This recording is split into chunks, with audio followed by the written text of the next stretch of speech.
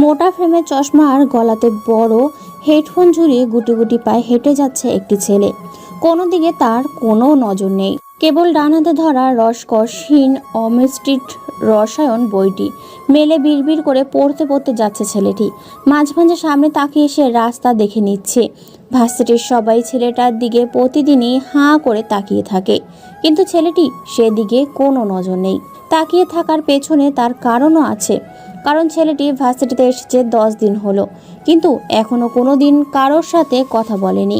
কেউ তাকে ক্লাস টিচারদের সাথে অন্য কোনো ব্যক্তির সাথে কথা বলতে দেখেনি। কেবল কথা বলা না, ছেলেটি সবসময় একা থাকে, কারো দিকে তাকায় না, মেয়েদের দিকে তো মোটেও তাকায় না। তাই ভার্সিটির ছেলেদের থেকে মেয়েরাই ছেলেটির দিকে বেশি এলিয়েন দৃষ্টিতে দেখে।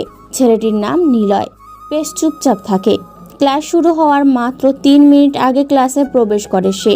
একদম শেষ দিকের বেঞ্চে যে চুপচাপ বসে থাকবে, আবার ক্লাস শেষ হলে সবার শেষে বের হবে। যেদিন ক্লাস থাকে না সেদিন ক্যাম্পাসের বকুল আর কদম ফুলের গোড়ায় চতুর্থে বসে গিটার নিয়ে টুংটুং শব্দ করে গান গাইতে থাকে। এই রকম স্বভাবের কারণেই নিলয়কে সবাই এক নামে চিনে ফেলেছে। নিলয় বইটি পড়তে পড়তে এগিয়ে যাচ্ছে, হঠাৎ সে শুনতে পেল, এই বই পোকা, নীল টি শার্ট পরা মিস্টার নিলয়, এদিকে শোনেন। নিলয় ধপ করে দাঁড়িয়ে যায়। বাম পাশে তাকিয়ে দেখে 4 জন মেয়ে আর 3টে ছেলে বসে আছে, আর তাকে ডেকেছে তাদের মধ্যে কোনো এক মেয়ে। নিলয় গুটি গুটি পায়ে সেদিকে যায়। সেখানে যেয়ে একটি মেয়ে বলে, ওই ছেলে, সমস্যা কি তোমার? আমাকে না দেখে চলে যাও রোজ। নিলয় বোকা দৃষ্টিতে মেয়েটির দিকে তাকালো, তারপর অকারণীয় একটি হাসি দিয়ে চলে যেতে লাগলো। যখন সে পা বাড়ালো তখনই আরেকটি মেয়ে বলল, আরে আজব ছেলে তো মশাই, তুমি আমাদের না দেখেই এভাবে চলে যাবে? জানো আমরা দিনে কটা করে ছেলেদের প্রপোজ পাই? দিনে কতগুলো ছেলে আমাদের দিকে হা হয়ে তাকিয়ে থাকে। কতগুলো ছেলে আমাদের পিছনে ঘুরে জানো তুমি? কটা ছেলে কেবল আমাদের সাথে কথা বলার জন্য সারাদিন পড়ে থাকে জানো তুমি? নিলয় আবারও মুচকি হাসলো। এবার মেয়েগুলো বেশ রাগী দৃষ্টিতে তাকালো নিলয়ের দিকে। সবাই বেশ বিরক্ত, কিন্তু ওরা যা বলেছে সবই সত্য। ভার্সিটির এরাই সবচাইতে বেশি সৌন্দর্যের অধিকারী। সব ছেলে মেয়ে এই কয়েকজনের কথা খুবই শোনে। ক্লাস কম করে এরা এখানে বসে আড্ডা দেয় আর র্যাগিং করতে থাকে ছেলে মেয়েদেরকে নিয়ে। নিলয় সবার দিকে একবার তাকিয়ে বলল, এরকম সাকচুনির সাথে আমি কথা বলি না। কি? নিলয় একটু জোরে হেঁটে ওদের থেকে দূরে চলে আসে। বেশ খানিকটা দূরে এসে সে দেখে মেয়েগুলো তখনও তার দিকেই তাকিয়ে আছে। মেয়েগুলো বেশ অবাক চোখে তাকায় নিলয়ের দিকে। নিলয় সোজা হয়ে কদম গাছের গোল চতুর্থে বসে। সেখান থেকে ভার্সিটির ক্যাম্পাসের লাগোয়া কাঠগোলাপ ফুলগুলো দেখতে থাকে। কি সুন্দর এই কাঠগোলাপগুলো, সাদা হলুদ গোলাপি রং মিশ্রিত এই ফুল। আমার খুব ইচ্ছে করে কেন ওর নাম কাঠগোলাপ হয়েছে। না, দেশে তাকে নানাভাবে ডাকা হয়, কিন্তু বাংলাদেশে কত সহজভাবে ডাকে মানুষ তাকে। সেখান থেকে উঠে ক্লাসের দিকে এগোতে থাকে। হঠাৎ হুড়মুড় করে কে যেন এসে নিলয়কে ধাক্কা দেয়। নিলয়ের সাথে ধাক্কা লেগে ছেলেটি পড়ে যায় মাটিতে। তখনই ছেলেটা বলে, ভাইয়া আমাকে বাঁচাও প্লিজ, ওরা আমাকে মেরে ফেলবে। নিলয় সামনে তাকিয়ে দেখে 4 জন লোক এই ছেলেটাকে মারতে এসেছে। নিলয় মুচকি হাসলো। ততক্ষণে পড়ে থাকা ছেলেটি নিলয়ের পিছনে এসে দাঁড়ায়। নিলয়ের হাসি দেখে 4 জন লোক বলে, এই ও কি কোনো গ্যাংস্টার নাকি যে তোকে আমাদের থেকে বাঁচাবে? আমি হলাম নাফিস রকিব ভাইয়ের লোক, তুই যা এখান থেকে। আমরা কিন্তু রকিব ভাইয়ের গ্যাংয়ের লোক, চুপচাপ ওকে রেখে চলে যা। নিলয় আবারও মুচকি হাসলো। মুচকি হাসির পেছনে অবশ্য এবার একটি প্রবর্তনীয় কারণও আছে। কারণটা হলো এই রকির ভাই নিলয়কে বেশ ভালো করেই চেনে। এখানে আসার আগে রকি ভাইকে সে সব জানিয়েছে, কিন্তু রকি ভাই এটা জানে না যে নিলয় কেন এখানে এসেছে। নিলয় কিছুই বলল না, কেবল ডান পকেটে থাকা নোকিয়ার সিএম মোবাইলের একটি ফোন। পেছনে দাঁড়িয়ে থাকা ছেলেটি এই আধুনিক যুগে এমন ফোন মানুষ ব্যবহার করে দেখে একটু অবাক হলো। নিলয় হাতে রাখা ফোনের দিকে যেন টাইপ করলো কিছু সময় ধরে। তারপর নাফিসের ফোন বেজে উঠল। নাফিস ফোন ধরতে বড় বড় চোখে নিলয়ের দিকে কিছুক্ষণ তাকিয়ে ফোনটা কেটে দেয়। তারপর চোখ নামিয়ে বলে, আজ রফিক ভাইয়ের জন্য বেঁচে গেল ছেলেটি। কিন্তু রফিক ভাই জানলো কি করে ওকে মারতে এসেছি? যা শালা, তুই বেঁচে গেলি। নাফিস চলে আসার আগেই একবার নিলয়ের দিকে তাকায়। নিলয়ের গোল গোল ইনোসেন্ট চাহনি যেন অনেক কিছু বলে চলেছে।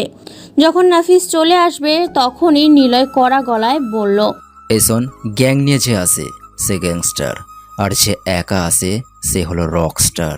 কথাটি বলে নিলয় মুচকি হেসে চলে আসে তাদের থেকে।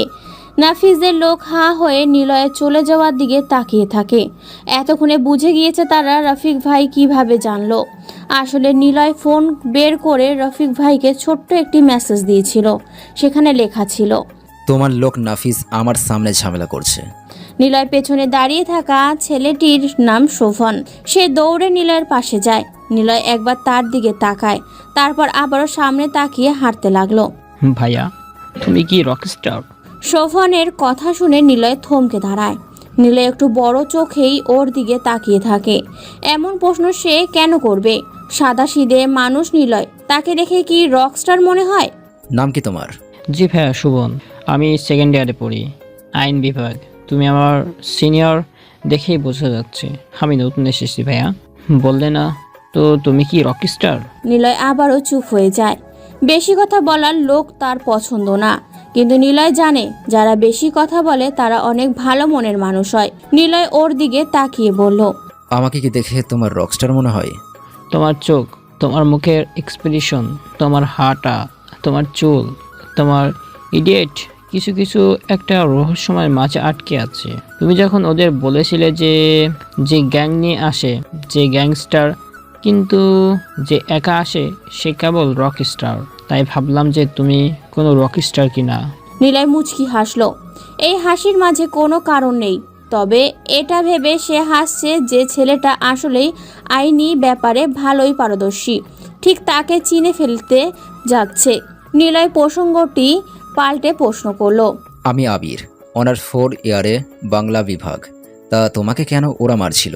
আরে বলো না ভাইয়া, সে এক লম্বা ঘটনা। এই ভার্সিটির মেয়ে লিডার আছে না, ওই যে নিশি, ওর সাথে থাকে একটি মেয়ে নাম রাহি। তাকে না আমার খুব ভালো লাগে। তাকে একদিন বলেছিলাম, আমায় ভেবে পূর্ণিমার রাতে ছাদে এসে চাচ্ছ আকাশ দেখো, যদি খুব কি ক্ষতি হবে। ব্যাস, তারপর থেকে এই লোকেরা আমার পিছনে পড়ে আছে, কারণ মেয়েটা এই শহরের প্রভাবশালী এক নেতার মেয়ে। তাই নিলয় আর কিচ্ছু বলে না। হাঁটতে হাঁটতে শোভনের বিভাগের সামনে চলে আসে। যাও, ক্লাসে তোমার বিভাগ চলে এসেছে। তুমি বেশ বুদ্ধিমান ভাইয়া। রকস্টার কিনা আমি তবে জেনেই ছাড়বো। নিলয় বেস্ট অফ লাক বলে চলে আসে।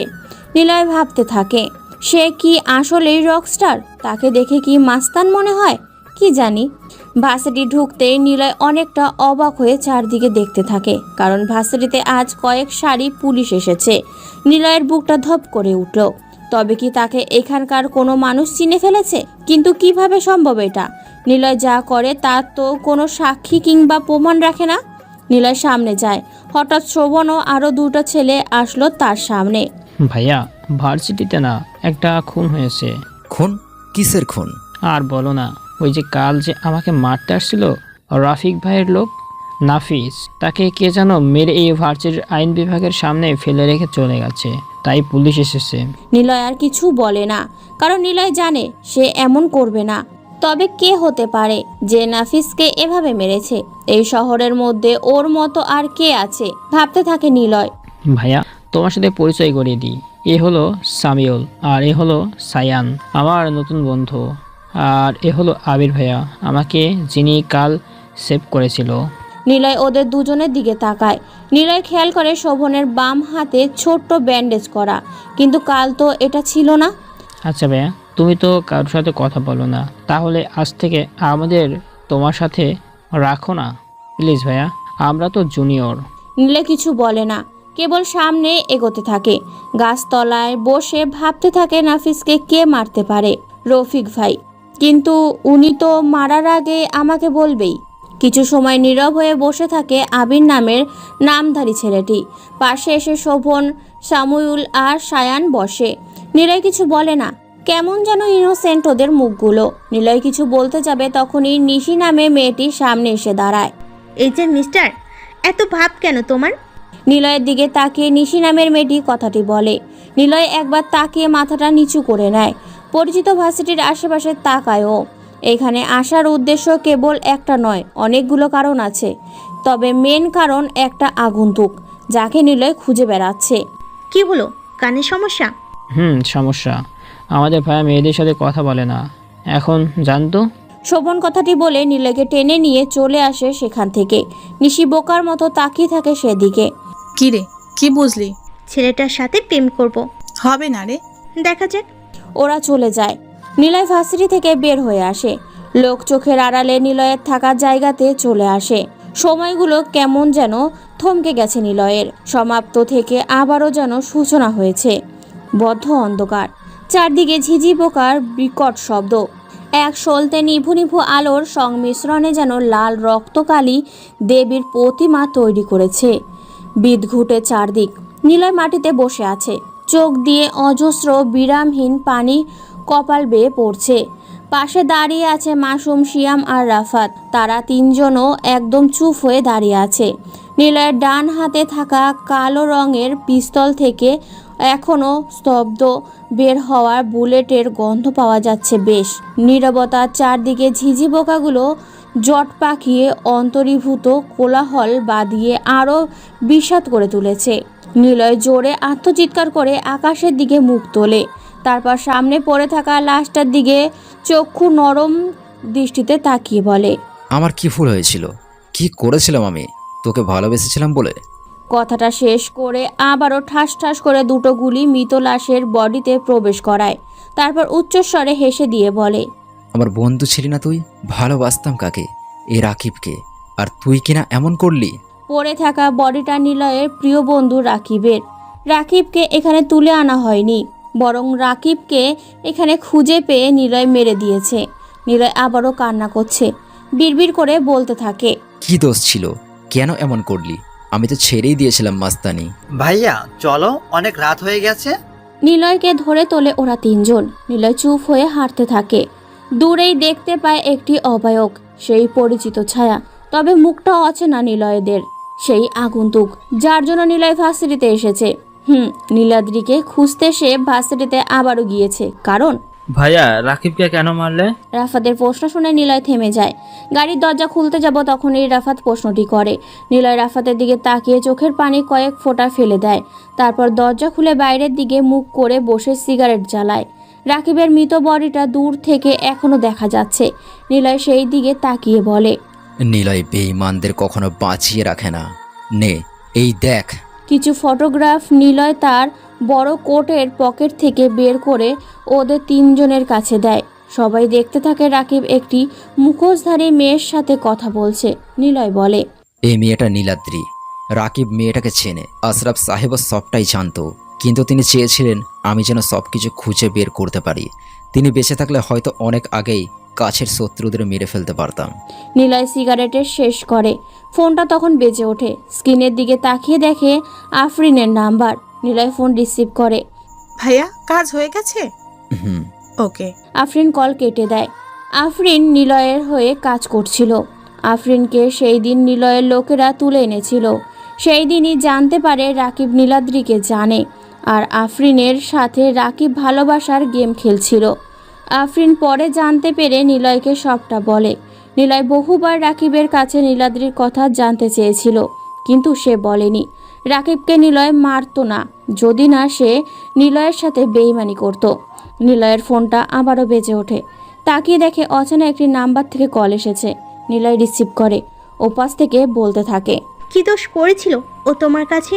কেন তুমি মেরেছিলে তাকে? সে যদি অনেক বড় দোষ করে থাকে তাহলে আপনিও অনেক বড় দোষী মিস্টার নিলয়। তোমার সামনে তো রাকিবকে টোপ হিসাবে রেখেছিলাম, অস্ত্র নয়। মাইন্ডে খেলো মিস্টার রাফিয়ান। কল কেটে দেয় নীলাদ্রি। নিলয়ের চোখের রাগের প্রতিচ্ছবি বেশ কড়াভাবে ফুটে উঠেছে। নিলয় বিড়বিড় করে বলে, তবে কি সে চাচ্ছে আমি আমার কাছের লোকদের এক এক করে মেরে ফেলি? সে চাইটা কি? আমাকে ধ্বংস করতে চাইলে একবারই করুক। এভাবে খেলার কি দরকার? নিলয় ভার্সিটির গেটের কাছে আসতেই শোভন, সায়ান আর সামুল সামনে এসে দাঁড়ায়। হাই আবির ভাইয়া, কেমন আছো? ভালো। নিলয় ভার্সিটির মধ্যে প্রবেশ করে। দূর থেকে নিশিকে সে দেখতে পায়। নিলয়ের দিকে এগিয়ে আসতে থাকে। নিলয় নিশির দিকে ভালোভাবে লক্ষ্য করে। কেমন যেন নিশিকে তার অচেনা অচেনা লাগছে। কোথায় সে এর আগে দেখেছে সে নিশিকে? বহুদিনের পরিচিত কেউ হবে। কেমন আছেন মিস্টার আবির? নিলয় কিছু বলে না। নিশির দিকে কিছু সময় তাকানোর পর সোজা হেঁটে চলে যেতে থাকে। নীল রঙের বাড়িটা আজ বেশ ফাঁকা লাগছে। চারদিকে যেন একদম আধিশূন্য ভর করেছে। লোলুপ দৃষ্টিতে নিলয় কিছুটা সময় বাড়ির আশেপাশে তাকায়। এই বাড়িতেই অনেক দিন হলো সে আসে না। আসলেও মাত্র এক রাতের জন্য সে আসে। সকাল হলে চলে যায়। প্রিয় রুমটাতে যে বিছানার নিচে .52 ক্যালিফারের পিস্তলটি হাতে নেয়। নিজের কপালে লাগিয়ে বহুবার ট্রিগারও চাপ দিতে চেয়েছে নিলয়, কিন্তু পারেনি। কেন পারেনি নিলয়, তার উত্তর আজও সে মেলাতে পারে না। বিছানায় এসে ধপ করে বসে পড়ল ও। মাসুম, রাফাত আর সিয়াম সোফাতে বসে নিলয়ের অদ্ভুত মন খারাপের অধনায় তাকিয়ে আছে। নিলয় কিছু একটা বলতে যাবে তার আগেই মাসুম বলল, ভাইয়া তোমাকে আর এখানে আসতে দেব না। তুমি এখানে আসলে কেমন যেন চুপচাপ হয়ে যাও। ভাইয়া, ভাবি যে এমন করবে কে জানতো। এইসব বাদ, চলো পুরো শহরটাকে আগন্তুকের মতো জ্বালিয়ে দিই, রাজত্ব করি চলো। নিলয় কিছু বলে না। ওদের দিকে তাকিয়ে ওদের পেছনে থাকা দেয়ালে নেহার সেই খরগোশ ছানা ধরে রাখা ছবিটা নিলয়ের চোখে পড়ল। চোখের পলককে বাধা প্রস্তুত করে কিছুক্ষণ তাকিয়ে থেকে বলল, এখানে আসলে কেমন যেন একটা হালকা লাগে। না লাগে না, এখানে আসলে তুমি নিয়া ভাবির কথা খুব করে মনে করো। ওর সাথে কাটানোর সময়গুলো তোমাকে দুমড়ে মুছে শেষ করে দেয়। প্লিজ আর আসবে না, যা হয়েছে সেটা না হয় বাদ দাও। মাসুমের কথা শুনে নিলয় হাসে। কাছের মানুষ বলতে মাসুম, রাফাত আর সিয়াম ছাড়া ওর কেউ নেই। আর সামনে ঢাকা সিটির মেয়রের নির্বাচন। সেখানে নিলয় মাসুমের সিলেক্ট করিয়েছে নির্বাচন করতে। নিলয় কিছুক্ষণ পায়চারি করতে করতে থেমে যেয়ে বলে, ঢাকা ভার্সিটিতে কেউ আমাকে চিনতে পারেনি তো? না ভাইয়া। তোমার গেট আপ আলাদা একদম। ওখানে যাওয়ার কারণটা তো জানিস, নীলাদ্রিকে খুঁজে বের করা। আমি জানিও ওই ভার্সিটিতেই পড়ে, রাকিবের মাধ্যমে জেনেছিলাম। অবশ্য এই ব্যাপারটা নেহাও আমাকে বলেছিল, যদি ওকে পেতে চাই তাহলে ওই ভার্সিটিতেই যেতে হবে। আর সেই কারণেই আমি ওখানে যাচ্ছি। কিন্তু রফিক ভাইয়ের জন্য মনে হয় ঝামেলা বাঁধতে পারে। নিলয় কিছুক্ষণ থামলো। এই ঘরটাতে অনেকগুলো নেহার ছবি লাগানো আছে। সবগুলো এক এক করে দেখতে লাগলো। ওর হাসি মিশ্রিত ছবি কি অভোলা লাগতে থাকে। কিন্তু কে জানতো এই মিষ্টি হাসির পেছনে লুকিয়ে থাকবে এমন একজন। নিলয় মুচকি হাসলো। সবাই ওর হাসির দিকে তাকিয়ে আছে। কেন সে এইভাবে হাসছে কেউ তা জানার চেষ্টা করছে না। নিলয় কিছুক্ষণ তাকিয়ে থেকে ওদের দিকে মুখ করে বলতে লাগলো, তোদের কেউ কি নাফিসকে মেরেছে? কই না তো ভাইয়া, আমাদের গ্যাংয়ের মধ্যে একটু ব্যবহার হলো রুদ্র। তোমার অপমান ও একদমই সহ্য করতে পারে না, কিন্তু সেও বলেছে নাফিসকে মারেনি। তাহলে কে আছে? কে হতে পারে নাফিজকে এভাবে মারবে? তাও আবার রফিক ভাইয়ের লোক নাফিজ। আমাদের মতো গ্যাং তার নিশ্চয়ই আছে। সাহস না থাকলে সে কিন্তু এমন করবে না। ভাইয়া, মানতে হবে কেউ তো আছে। তবে কি এই শহরে নতুন কোনো গ্যাং আছে? হতে পারে নীলাদ্রি মেরেছে। না, নীলাদ্রি এসব খুনের মধ্যে জড়াবে না। ও এমন একজন মাইন্ড গেমার, সে শত্রুদের সাথে খেলতে ভালোবাসে। গ্যাংকে পরে দেখব, আগে নীলাদ্রিকে খুঁজি। প্রথম থেকে রহস্যগুলো খোলার চেষ্টা করি। প্রথমে আগন্তুক হিসাবে আরফিন আসে। কিন্তু এইসবের মূল আফরিল ছিল না, তাকে শুধু শুধু সন্দেহ করা হয়েছিল। আশরাফ সাহেব চলে যাওয়ার আগেই একটু ক্লু দেয়। নীলাদ্রি বলে, আমরা সেই নীলাদ্রিকে খুঁজে বেড়াচ্ছি। সেই নীলাদ্রিকে আমি নাকি বেশ ভালো করেই জানি, কিন্তু কে সে তাকে ঠিক সঠিকভাবে চিনে উঠতে পারছি না। আফরিনকে তুলে আনা হয়, সে প্রথম কিছুটা নীলাদ্রির ব্যাপার বলে। আর এই নীলাদ্রি এমন একজন যারা আমাদের শত্রু তাদেরকে সহজভাবে খুঁজে দিচ্ছে, এবং সে ইনডাইরেক্টলি বলতে চাচ্ছে তাকে যেন মারা হয়।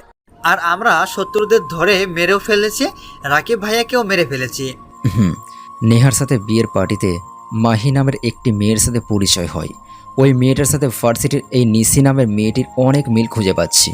আচ্ছা ভাইয়া, নেহা ভাবি তো সবই জানতো, তাহলে কেন আমাদের বলেনি? আর কেনই বা এমন করলো?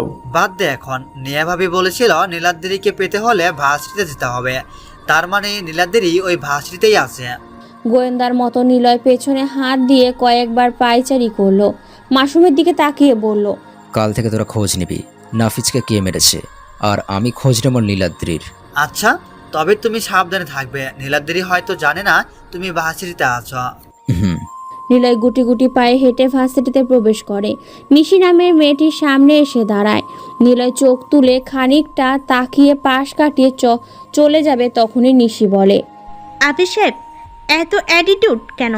নিলয় দাঁড়িয়ে যায়। নিশির দিকে তাকিয়ে মুচকি এক হাসি দেয়। নিলয় কিছু বলতে যাবে, তখনই সে দেখতে পায় একটি জিপ করে কয়েকজন ছেলে আর একজন বাইকে করে ভার্সিটিতে প্রবেশ করছে। ভার্সিটির সবাই বলতে গেলে সব ছেলে ওদেরকে দেখে ক্লাসের দিকে দৌড়ে চলে যেতে লাগলো। নিলয় কিছুটা সময় অপরিচিত লোকগুলোর দিকে তাকিয়ে রইল। হারামিগুলো আবার আসছে। নিশির দিকে তাকায় নিলয়। নিশির মুখ থেকে এমন কথা শুনে খানিকটা অবাক হয়। তার মানে এরা ভার্সিটির পরিচিত লোক, কিন্তু তাদেরকে এভাবে কেন বলা হচ্ছে নিলয় তা জানে না। নিলয় নিশির সামনে থেকে চলে আসে কয়েক ধাপ। তখনই বাইকে বসা ছেলেটি নিশির চারপাশে ঘুরে চক্কর মারতে থাকে। দেখো আরিফ, ভালো হবে না কিন্তু। যেদিক দিয়ে এসেছিস সেদিক দিয়ে চলে যা। নিলয় ঘুরে তাকায়। আরিফ নামে ছেলেটি বাইক থেকে নামে। জিপটাও থেমে যায়। আরিফ বাইকের থেকে নেমে একটা সিগারেট চালায়, তারপর নিশির দিকে তাকিয়ে বলে, আমাকে কি বলছিলি মনে আছে তোর? আরিফ, তুই আমার সামনে থেকে যা বলছি। আর নিশি সেম ক্লাসে, কিন্তু আরিফ হচ্ছে এই ঢাকা শহরের সবচাইতে পরিচিত একটি মুখ। কারণ আরিফ একসাথে রাজনীতি করে, আবার বেশ উচ্চপদস্থ মাস্তানও বটে। নিশিকে সে ভালোবাসতে চায়, কিন্তু নিশি তার কোনো সুযোগ দেয় না। এর কারণ আরিফ জামাকাপড়ের মতো মেয়ে বদল করে। আরিফ আবারও বলে, তুই না বলছিলি তোকে ভালোবাসি বললে এর ফল ভালো হবে না? তাহলে শোন, আমি তোকে ভালোবাসি আর তোকে তুলে নিয়ে যেতে চাই। তোর বাপ নয়ন চৌধুরী আর তোর ভাই শরীফ চৌধুরী না আমার কিছুই করতে পারবে না। নিলয় বোকার মতো তাকিয়ে থাকে। আরিফের কাছ থেকে শোনার নাম দুটোর সাথে নিলয় অনেক আগেই পরিচিত, কিন্তু ওনাদের সাথে নিলয়ের কোনোদিনও কথা হয়নি। কেবল আশরাফ সাহেবের মুখ থেকে দুজনের কথা শুনেছিল, সিআইডি অফিসার শফিক চৌধুরী আর সাংবাদিক নয়ন চৌধুরী। দুটো নাম বেশ পরিচিত নিলয়ের কাছে, আর এই দুটো নাম জড়িয়ে আছে নীলাদ্রি নামের সেই আগন্তুক মেয়েটির সাথে। তার মানে নিলয় দুয়ে দুয়ে চার ভেবে নিল নিশির দিকে এগোতে থাকে। আরিফ নিশির হাত ধরতেই নিশি বলে, দেখ আরিফ, শত্রুতা তোর আর আমার। এখানে না আমার বাবা না ভাই আসবে। ভালোভাবে বলছি, আমার থেকে দূরে থাক, না হলে কি? মেয়ে মানুষ, এত দিমাগ নিয়ে চলা ঠিক না। না হলে তোকে কিন্তু তোর এই রূপের অহংকারের ফল পেতে হবে। আরিফ, হাত ছাড়। আরিফ নিশির হাত বেশ শক্ত করেই ধরে। নিলয় পাশে এসে দাঁড়ায়। নিলয়ের দিকে আরিফ কিছু সময় তাকিয়ে থেকে বলে, আব্বে তুই কে? কি হলো, কথা বলছিস না কেন? বোন নাকি? ও মেটার জন্য দরদ জমে গেছে নাকি? এই জিশান দেখ, নায়ক আসছে, শালাটাকে বানা, আমি ওরে দেখছি।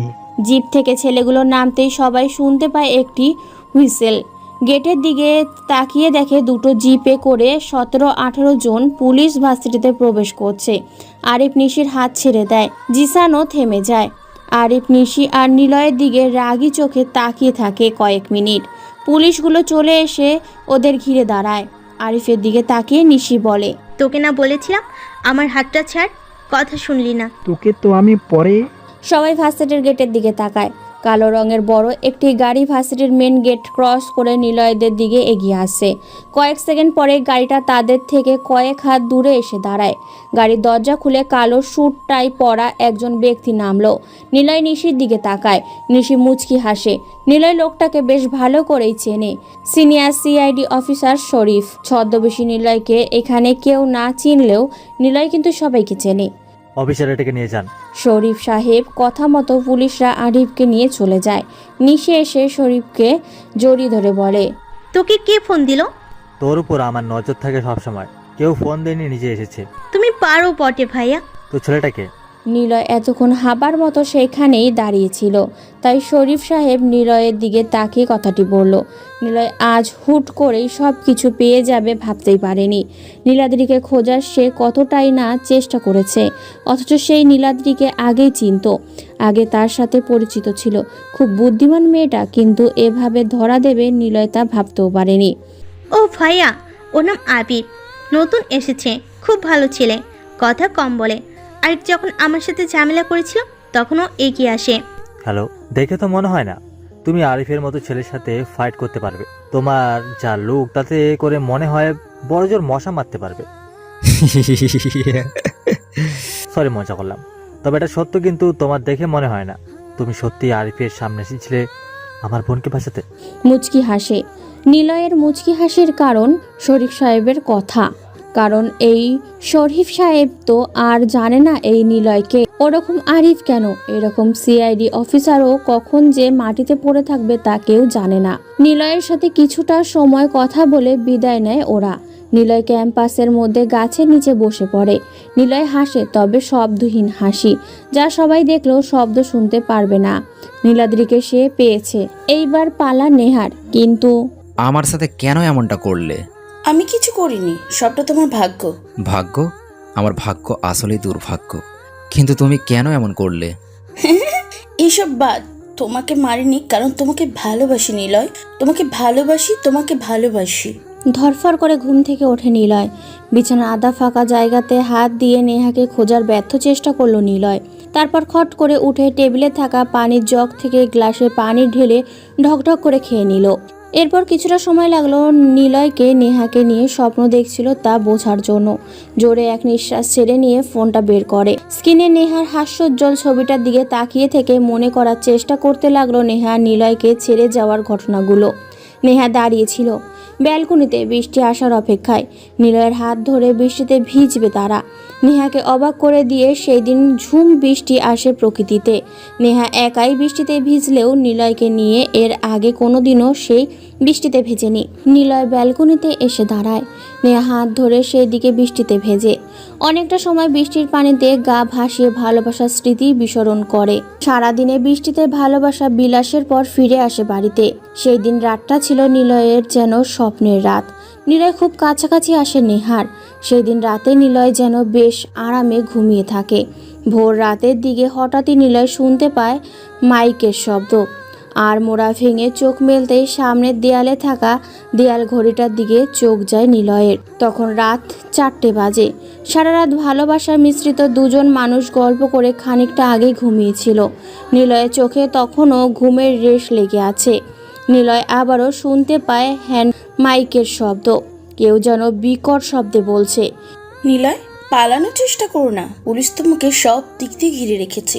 জলদি বাইরে এসে আত্মসমর্পণ করো। নিলয় বেশ কিছু সময় অবাক হয়ে চারপাশটা ভালো করে দেখতে থাকে। এক মুহূর্তের জন্য নিলয় ভেবে নিয়েছে সে কোনো নতুন জায়গাতে এসেছে কিনা। চেনা জায়গাটাও কেমন যেন তার কাছে অচেনা লাগতে শুরু করেছে। নিলয় বিছানা ছেড়ে জানলার দিকে যায়। নিলয় জানলার কালো পর্দা হালকা তুলে তাকিয়ে দেখে বাড়ির সামনে অনেক পুলিশ দাঁড়িয়ে আছে। কিছু সময় বোবা হয়ে দাঁড়িয়ে নিলয় নিজের মনে মনে বলে ওঠে, আমার বিরুদ্ধে তবে কি নীলাদ্রি সব প্রকাশ করে দিল? কিন্তু এভাবে সে প্রকাশ করবে ভাবতে পারেনি। নেহাকে এক্ষুনি সরিয়ে ফেলতে হবে। কথাগুলো ভাবতে ভাবতেই নিলয় বিছানার দিকে তাকায়। এতক্ষণ নেহা সেখানেই ঘুমোচ্ছিল, কিন্তু নিলয় দেখে সেখানে কেউ নেই। নিলয় কোনো কথা বলে না। বিছানায় থাকা বালিশের পাশে ফোনটা হাতে নিয়ে মাসুমকে কল দেয়, কিন্তু ফোনটা বেজে চলেছে, তবুও কেউ রিসিভ করে না। একে একে রাফাত, সিয়াম সবাইকে কল দেয় নিলয়, কিন্তু কেউ রিসিভ করে না। নিলয় যেন কথামিত চাহনি দিয়ে আবারও জানলার কাছে যেয়ে দেখতে থাকে। আবারও শুনতে পায়, নিলয়, জলদি আত্মসমর্পণ করো। নিলয় বিছানার কাছে এসে পিস্তলটি বের করে। তখনই শুনতে পায় দরজার কড়া নাড়ার শব্দ, ঠক ঠক ঠক। নিলয় চমকে যায়। হাতের পিস্তলটি সেভ করে একবার ভালো ভাবলো দরজার সামনে কোনো পুলিশকে ধরে মাথায় পিস্তল ঠেকিয়ে ব্ল্যাকমেল করে এখান থেকে বের হবে। আবারও ভাবলো যদি তারা সবাই দরজা খোলার সাথে সাথে গুলি করে। নিলয় কিছুক্ষণ পিস্তল হাতে দাঁড়িয়ে থাকে। ঘড়িটার দিকে চোখ যায়। শান্ত মস্তিষ্কের মানুষটা কেমন যেন অশান্তভাবে রুমের মধ্যে পায়চারি করছে। ঘড়িতে তখন 5টা বাজে, একদম কাকভোর। নিলয় ধীর পায়ে এগিয়ে গিয়ে দরজার কাছে দাঁড়ায়। আস্তে করে দরজা খুলতেই দেখে 4 জন পুলিশ পিস্তল নিয়ে নিলয়ের দিকে তাক করে দাঁড়িয়ে আছে, বেশ খানিকটা দূরে। নিলয় পিস্তলের ট্রিগার চাপ দিতে যাবে, তখনই পেছন থেকে কেউ নিলয়ের মাথায় পিস্তল ঠেকিয়ে দাঁড়ায়। নিলয় ঘুরতে যাবে, তখনই 4 জন পুলিশ এসে নিলয়ের হাত থেকে পিস্তল নিয়ে নেয়। তারপর সেই 4 জন পুলিশ স্যালুট করে দাঁড়িয়ে থাকে সেখানে। নিলয়ের সামনে তাকিয়ে হাবার মতো এসব দেখতে থাকে। পেছন থেকে পিস্তলটি নামিয়ে নেয় কেউ একজন। নিলয় সেই দিকে ঘুরে তাকায়। পেছনে তাকাতেই নিলয়ের যেন সব কিছু এলোমেলো হয়ে যায়। যাকে সে এভাবে কোনোদিনও কল্পনাও করেনি সে আজ নিলয়ের সামনে দাঁড়িয়ে আছে, তবে নতুন এই রূপে। গায়ে শার্ট আর প্যান্ট পরা, চুলগুলো বেশ গুছিয়ে বাঁধা। নিলয় একবার আস্তে করে ডাক দেয়, নেহা। নেহা মুচকি হেসে ওঠে। তারপর নিলয়ের দিকে তাকিয়ে থেকে বলে, কি করব? দেশের সবচাইতে বুদ্ধিমান মাস্তান দ্য রাফিয়ানকে যে ধরার দায়িত্ব সবচাইতে বুদ্ধিমান ক্রাইম ব্রাঞ্চের অফিসার নেহা আহসান এর উপর দেওয়া হয়েছে। আমি যে একজন পুলিশ এটা আমার পরিবারও কোনো দিন জানে না, আর সেটা তুমি কি করে জানবে মিস্টার রাফিয়ান? নিলয় ঠিক কী বলবে খুঁজে পাচ্ছে না। পায়ের তলা থেকে যেন মাটি সরে গেছে। নিলয়ের মাথাটা কেমন যেন ঝিমঝিম করছে, সারা শরীর কেমন যেন কেঁপে উঠল ওর। গায়ের লোমগুলো অজান্তেই দাঁড়িয়ে গেল। বারবার নিলয়ের মাথায় একটাই প্রশ্ন ঘুরতে লাগলো, কেন এমন করলো? কেন তাহলে ভালোবাসার নামক প্রজাপতিকে নিয়ে খেলা করলো? কেন এত নাটক করলো? নিলয় প্রশ্নগুলো করে না। আসলে নিলয়ের গলা দিয়ে কথা বের হচ্ছে না। তবুও কেন জানি না নেহা সেই প্রশ্নগুলো ঠিকঠাক বুঝে নিয়ে বলতে লাগলো, জানি এখন হয়তো ভাবছো কেন এত কিছুর পরও তোমাকে ধরলাম। আসলে নীলাদ্রি তো হলো আমার ইনফরমার, আর ও তোমার এক সময়ের আত্মীয় ছিল। নেহা থামে। নিলয়ের চোখ বেয়ে কখন যে পানি গড়িয়ে পড়তে লাগলো নিলয় তার টের পায়নি। নিলয়ের পাশে 4 জন পুলিশ পিস্তল হাতে নিলয়ের দিকে তাক করে দাঁড়িয়ে আছে। নিলয় যেন আজ কেমন চুপসে গেছে, তবে পিস্তলের সামনে দাঁড়ানোর জন্য না। নেহার এমন রূপ দেখে নেহার দিকে নিলয় তাকায়। নেহা বলে, প্লিজ এখনই এত কান্না করার দরকার নেই। আর নিলয় দ্য গ্রেট রাফিয়ান কাটলে কেমন যেন বেমানান লাগছে। তোমার চোখের কান্না নয়, হিংস্রতা মানায়, যা তোমাকে খুন করার সময় দেখা যায়। অবাক হচ্ছ নিশ্চয়। নেহা হাসতে থাকে, শব্দহীন হাসি দিয়ে নিলয়ের দিকে তাকিয়ে থাকে। নিলয়ের মাঝে যেন সব ধরনের শূন্যতা এসে ভর করেছে। যাকে প্রচণ্ড বিশ্বাস করত নিলয়, সেই মেয়েটা আজ পুলিশ হয়ে সামনে দাঁড়িয়ে আছে। নিলয় কখনোই তা কল্পনা করেনি। নেহা আবারও বলে, আমি সবটা জানি, কেবল জানতাম না তোমার মাস্তানিতে আসার গল্পটা, জানতাম না তোমার মিমিকে মারার গল্পটা। তবে এটা জানতাম তোমার সাথে মিমি জড়িয়ে আছে, ও ছিল আমার জুনিয়র অফিসার। আচ্ছা থাক, একটু পরেই সব খুলে বলি। এখন তোমার সাথে একটু প্রেম করা যাক মিস্টার রাফিয়ান। নেহা কথাগুলো বলে আবারও হাসতে থাকে। আর পাটা যেন কেমন অস্থির হয়ে কাঁপতে থাকে। ভয় নয়, কেমন যেন গুজবাম হয়ে সবটা এলোমেলো হয়ে যাচ্ছে। নিলয় অনেক কিছু বলতে যেও কিছু বের হচ্ছে না মুখ থেকে। আকস্মিকতার অবাকতা নিলয়ের কথা যেন একদমই হারিয়ে গেছে। কেবল মনে মনে অনেক রকমের কথা সাজাতে থাকে নিলয়, কিন্তু উত্তেজনায় তার সবটা যেন বেখাপ্পা হয়ে যাচ্ছে বারবার। কেশর গচ্ছিত সিংহকে যেন লড়াইয়ের হারানোর পর সবাই মিলে জোর করে কেটে নেওয়া হয়েছে তার গর্ভের কেশর। সে না পারছে তার জাতির সাথে থাকতে, না পারছে একা হতে। নিলয়ের অবস্থাটাও ঠিক একই রকম। নেহার দিকে বিদঘুটে দৃষ্টিতে তাকায় নিলয়। যা কোনো দিন এমন করবে নিলয় তা ভাবেনি। কখনোই নেহার দিকে সে এভাবে তাকায়নি। নিলয়ের তাকানোর মাঝে ছিল ভালোবাসা আর মায়া, যা নেহার জন্য সর্বদাই উচ্ছ্বসীল। কিন্তু আজ নেহা হাসতে হাসতে বলে, ভিতরে আসো মিস্টার নীলার সাহেব। নিলয়ের পা যেন চলে না। পেছন থেকে 4 জন পুলিশ নিলয়ের হাতে হ্যান্ডকাপ পরিয়ে দেয়। তারপর নেহাকে স্যালুট করে ওরা চলে যায়। নেহা বিছানার ওপরে থাকা নিলয়ের সিগারেটের প্যাকেট থেকে 2টো সিগারেট বের করে। নিলয় অবাক চোখে তাকিয়ে থাকে সেদিকে। নেহা একটা সিগারেট জ্বালায়। নিলয় হাঁ হয়ে নেহার দিকে তাকিয়ে আছে। যে মেয়ে দুধ খেতে চাইতো না, আজ সেই মেয়ে নিজে সিগারেট জ্বালিয়ে নিজের ঠোঁটে রেখে টানতে ব্যস্ত। নেহা আর একটা সিগারেট জ্বালিয়ে নিলয়ের দিকে বাড়িয়ে বলে, এই নাও খাও, তুমি তো সিগারেট খাও, নাও এটা। উফ, তোমার তো হাত খোলাই নেই। যাকে আমি খাই আর তুমি গল্প শোনো। নেহার মুখের হাসিটা নিলয় আর এক মুহূর্ত সহ্য করতে পারছে না। আজ যেন নিলয়ের সব শক্তি নেহা নামে মেয়েটি কেড়ে নিয়েছে। নেহা আবারও বলে, প্রায় রাতেই দেখতাম তোমাকে কালো কোট পরে বাইরে যেতে। তোমার কাছে থাকতো পিস্তল, আর আমি তখনই নীলাদ্রিকে বলতাম খোঁজ নিতে। সেই বলতো তুমি কখন কাকে কিভাবে মার্ডার করতে। যখন তুমি বাড়িতে আসতে তখনও জেগে থাকতাম আমি। তোমার প্রতিটা পদক্ষেপ আমার চেনা। তুমি লুকিয়ে পিস্তল রাখতে পারো, আর আমি কেন পারবো না পরিচয় লুকিয়ে রাখতে?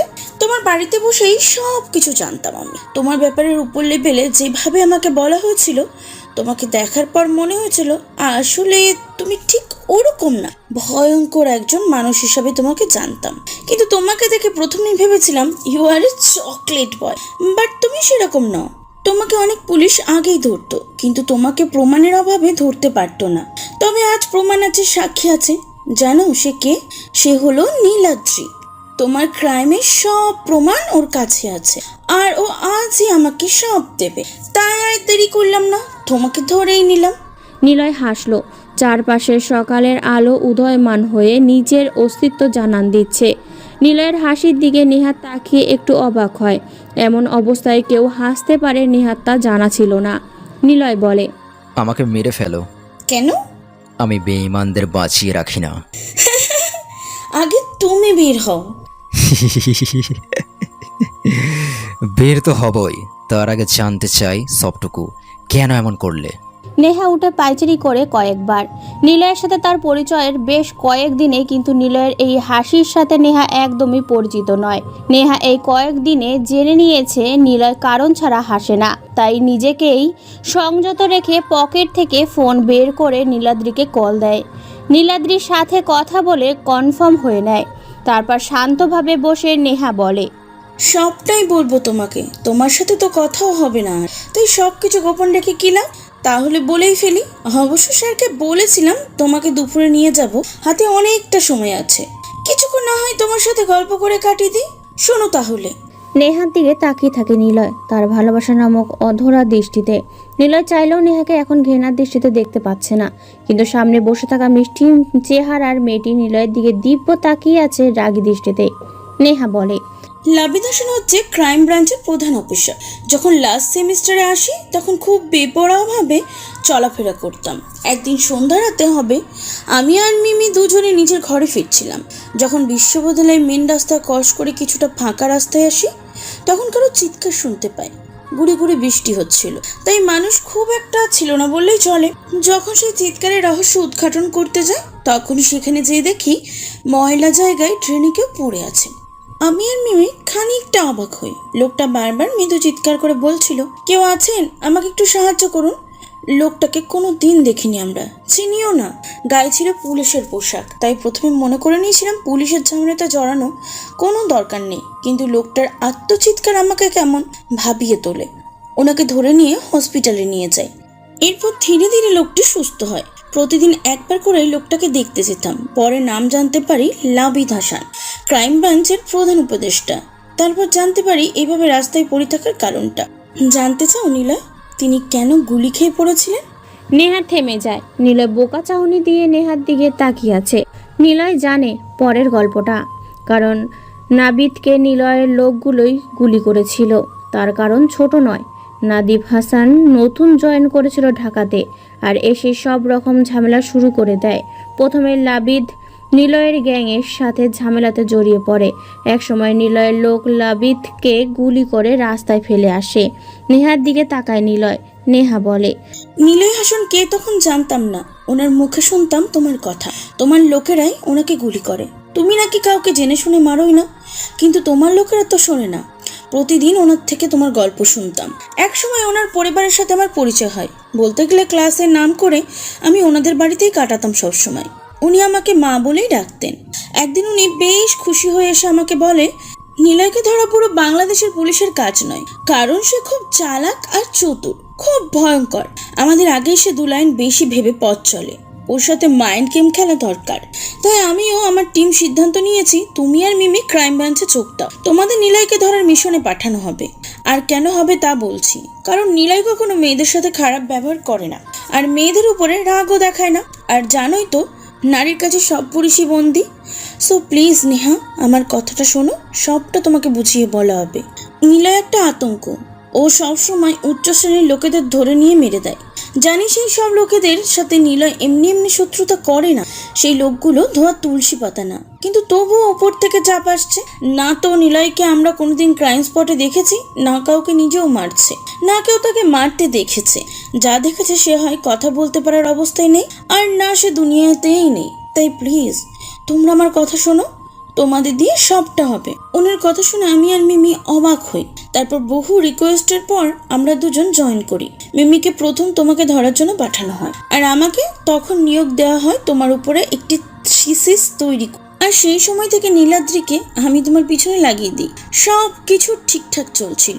মজার ব্যাপার কি জানো, আমাকে শুধুমাত্র তোমাকে ধরার জন্যই রাখা হয়। সব ঠিকঠাক চলছিল, কিন্তু মিমি ভুলটা করে বসে তোমার সামনে চটজলদি নিজেকে পরিচয় দিয়ে। খুব কাঁচা ছিল মেয়েটা, আর সে কি করলো, তোমাকে ধরার বদলে তোমাকে মেরেই ফেলছিল প্রায়। আর তার উপর তোমার আহত ও নিহত বডি তখন খুঁজে পাচ্ছিলাম না। এই কারণে আমরা কয়েকদিন খুব সাবধানে থাকি। এরপর তুমি আবার ফিরে এলে, তারপর মিমিকে মারলে।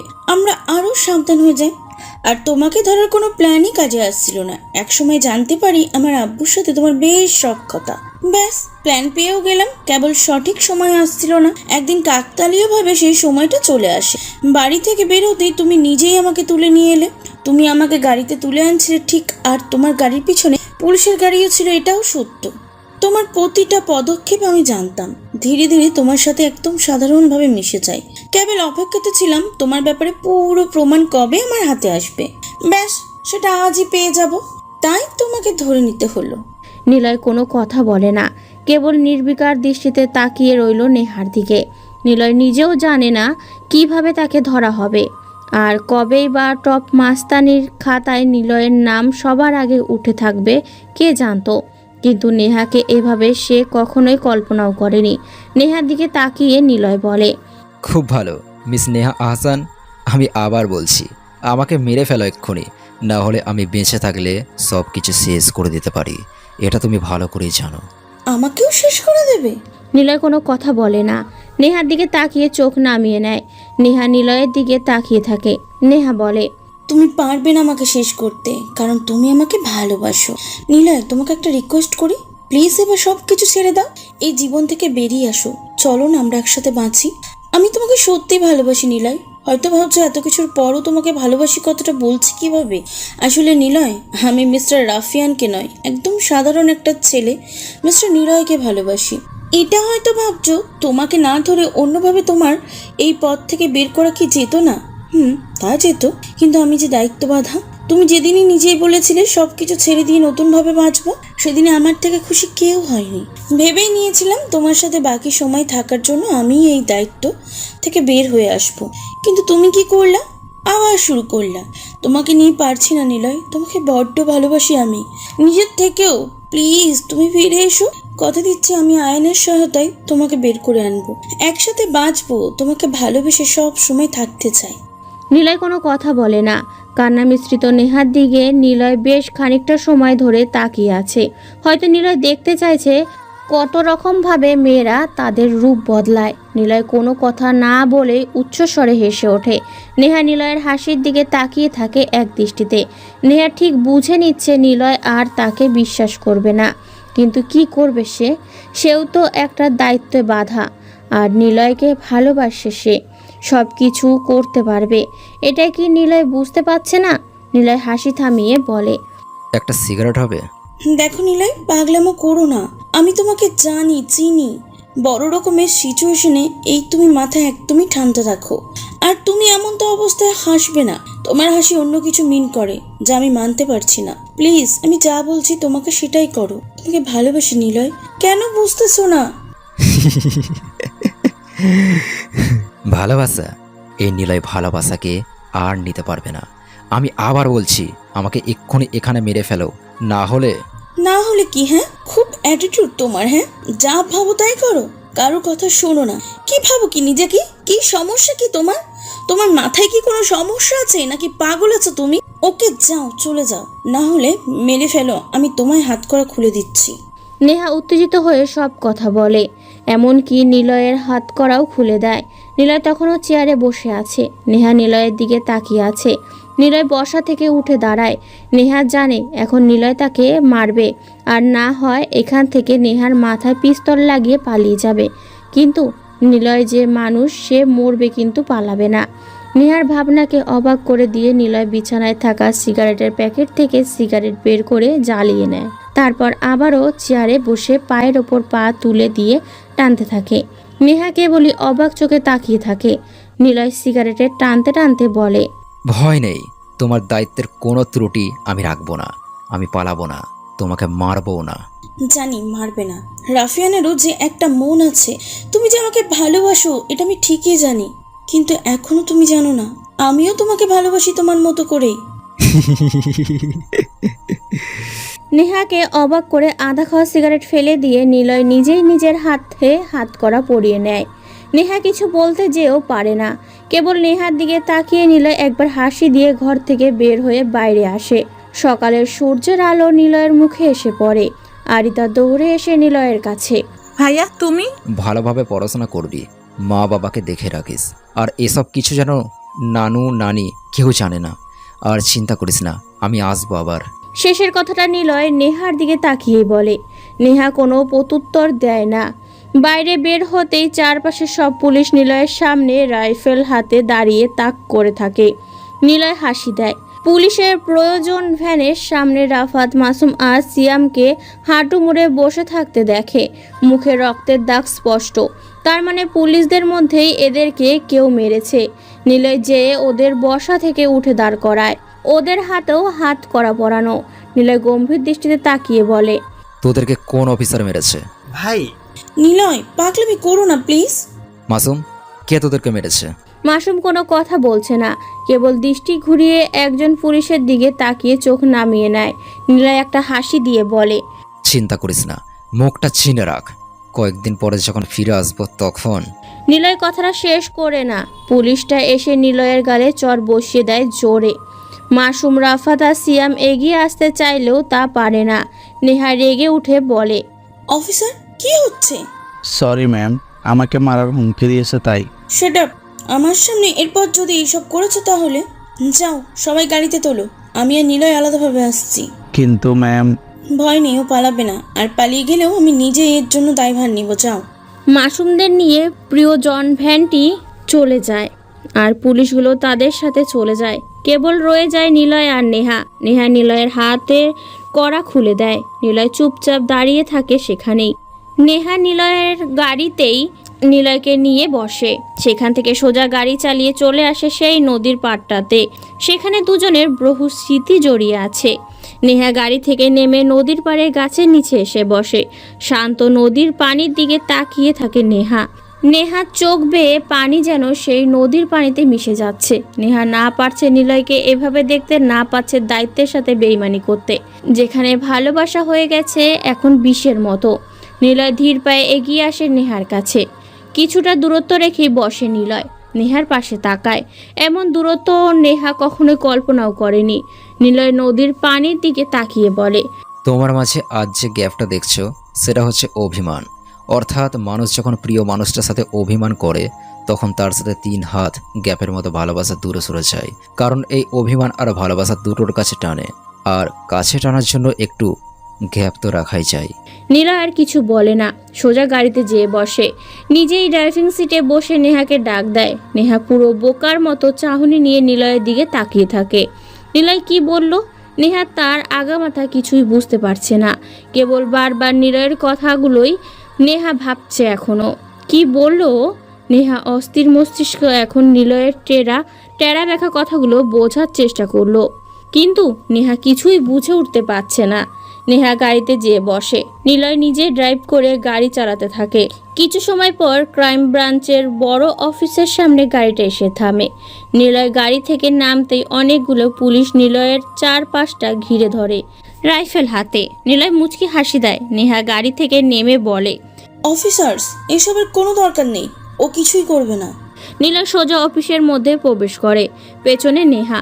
পুলিশ কর্মকর্তারা হয়তো এটা একদমই আশা করেনি। তারা সবাই ভেবেই রেখেছে নেহা আগে আসবে নিলয়ের হাতে হ্যান্ডকাপ পরিয়ে, কিন্তু এসব তারা দেখছে উল্টো। নিলয় আগে অফিসে প্রবেশ করে, তার পেছনে নেহা এবং নিলয়ের হাতে কোনো হাত করা নেই। কেমন যেন পুরো পুলিশ টিমই অবাক চোখে তাকাচ্ছে দুটো মানুষের দিকে। নিলয় সোজা লাবিদ সাহেবের সামনে চেয়ারে যেয়ে বসে। নিলয় হাসি মুখে তাকায় লাবিদ সাহেবের দিকে। লাবিদ সাহেব নিলয়ের চাহনি বোঝার চেষ্টা করলো, কিন্তু ব্যর্থ হয় তিনি।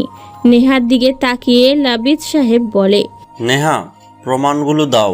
লাবিদ সাহেব নেহাকে একটা ঝাড়ি দেয়। নেহা ঘোরের মধ্যে থেকে বেরিয়ে আমতা আমতা করতে করতে নীলাদ্রিকে ফোন করে, কিন্তু নীলাদ্রি ফোনের কল যায় না।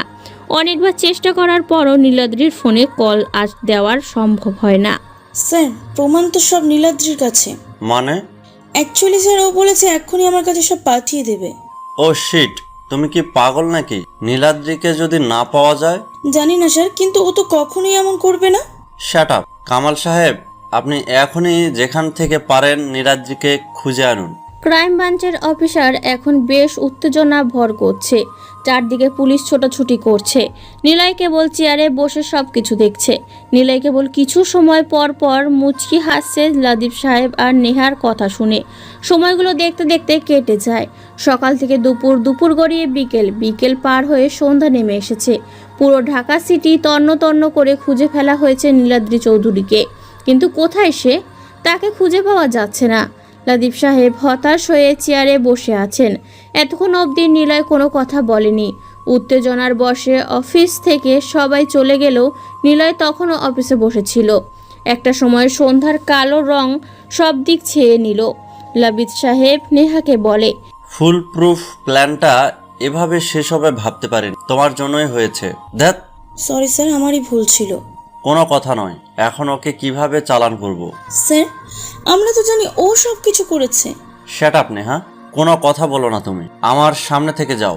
প্রমাণ ছাড়া নিলয়কে আদালতে পেশ করলে কি হবে বুঝতে পারছো? দেশের সবাই জানে সে রাফিয়ান লিডার, কিন্তু আমি কি দেখেছি তাকে মারতে, বা দেশের জনগণ দেখেছে ওর ক্রাইম করতে? চলে যাও সামনে থেকে। নেহা কিছু না বলে চলে আসে সেখান থেকে। নেহা মনে মনে খুশি হলেও নিলয়ের কথা ভেবে কেমন যেন হয়ে যাচ্ছে। এদিকে নিলয় লাবিদ সাহেবের সামনে বসে আছে। লাবিদ সাহেব বলে, আজ তুমি বেঁচে গেলে নিলয়, পরে আর সুযোগই পাবে না। আমি মিস্টার লাবিদ সাহেব, আর আমার ভাইদেরও ছেড়ে দিন। আর একটা কথা, আমি না চাইলে কখনোই আর আমাকে ধরার সুযোগ পাবেন না। মোহন সাহেব, ওদেরকে ছেড়ে দিন। লাবিদ সাহেব আর কোনো কথা বলে না। নিলয় মুচকি হেসে অফিস থেকে বের হয়। বাইরে এসে নিলয় ওর গাড়িটা দেখতে পায়, কিন্তু নেহাকে সে খুঁজে পায় না। চারপাশে তাকায় কয়েকবার, কিন্তু নেহাকে নিলয় কোথাও দেখতে পায় না। তবে নিলয় এটা ভেবেই পাচ্ছে না কেন নীলাদ্রি এমন করবে, কি রহস্য থাকতে পারে। তারপর ভাইয়া ওঠো। নিলয় ধরফর করে ওঠে। নেহার কথা ভাবতে ভাবতে কখন যে নিলয় ঘুমিয়ে পড়েছিল তা সে টেরই পায়নি। চোখ খুলে তাকিয়ে দেখে মাসুম হাতে খবরের কাগজ নিয়ে দাঁড়িয়ে আছে। নিলয় বেশ কিছু সময় শোয়া থেকে উঠে বসে মাসুমের দিকে তাকিয়ে রইল, কারণ কোনোদিনও মাসুম, রাফাত আর সিয়াম খবরের কাগজ পড়ে না। অথচ আজ ওর হাতে সেটা দেখে নিলয় খানিকটা অবাক হয়। ভাই কি হলো, কথা বলো না কেন? আর তোমাকে না বলেছি এই বাড়িতে আসবে না? যেদিন থেকে ক্রাইম ব্রাঞ্চ অফিস থেকে বেরিয়ে এসো, নিয়া ভাবিকে খুঁজছিলে, সেদিন থেকে তুমি এই বাড়িতে আসো আর নিজের মুড অফ করো। আমি জানি এখানে নিয়া ভাবির সাথে কাটানোর সময়গুলো তোমাকে ভাবায়, কিন্তু কেন তুমি ভাববে? সে তো বেইমানি করলো, তাই না?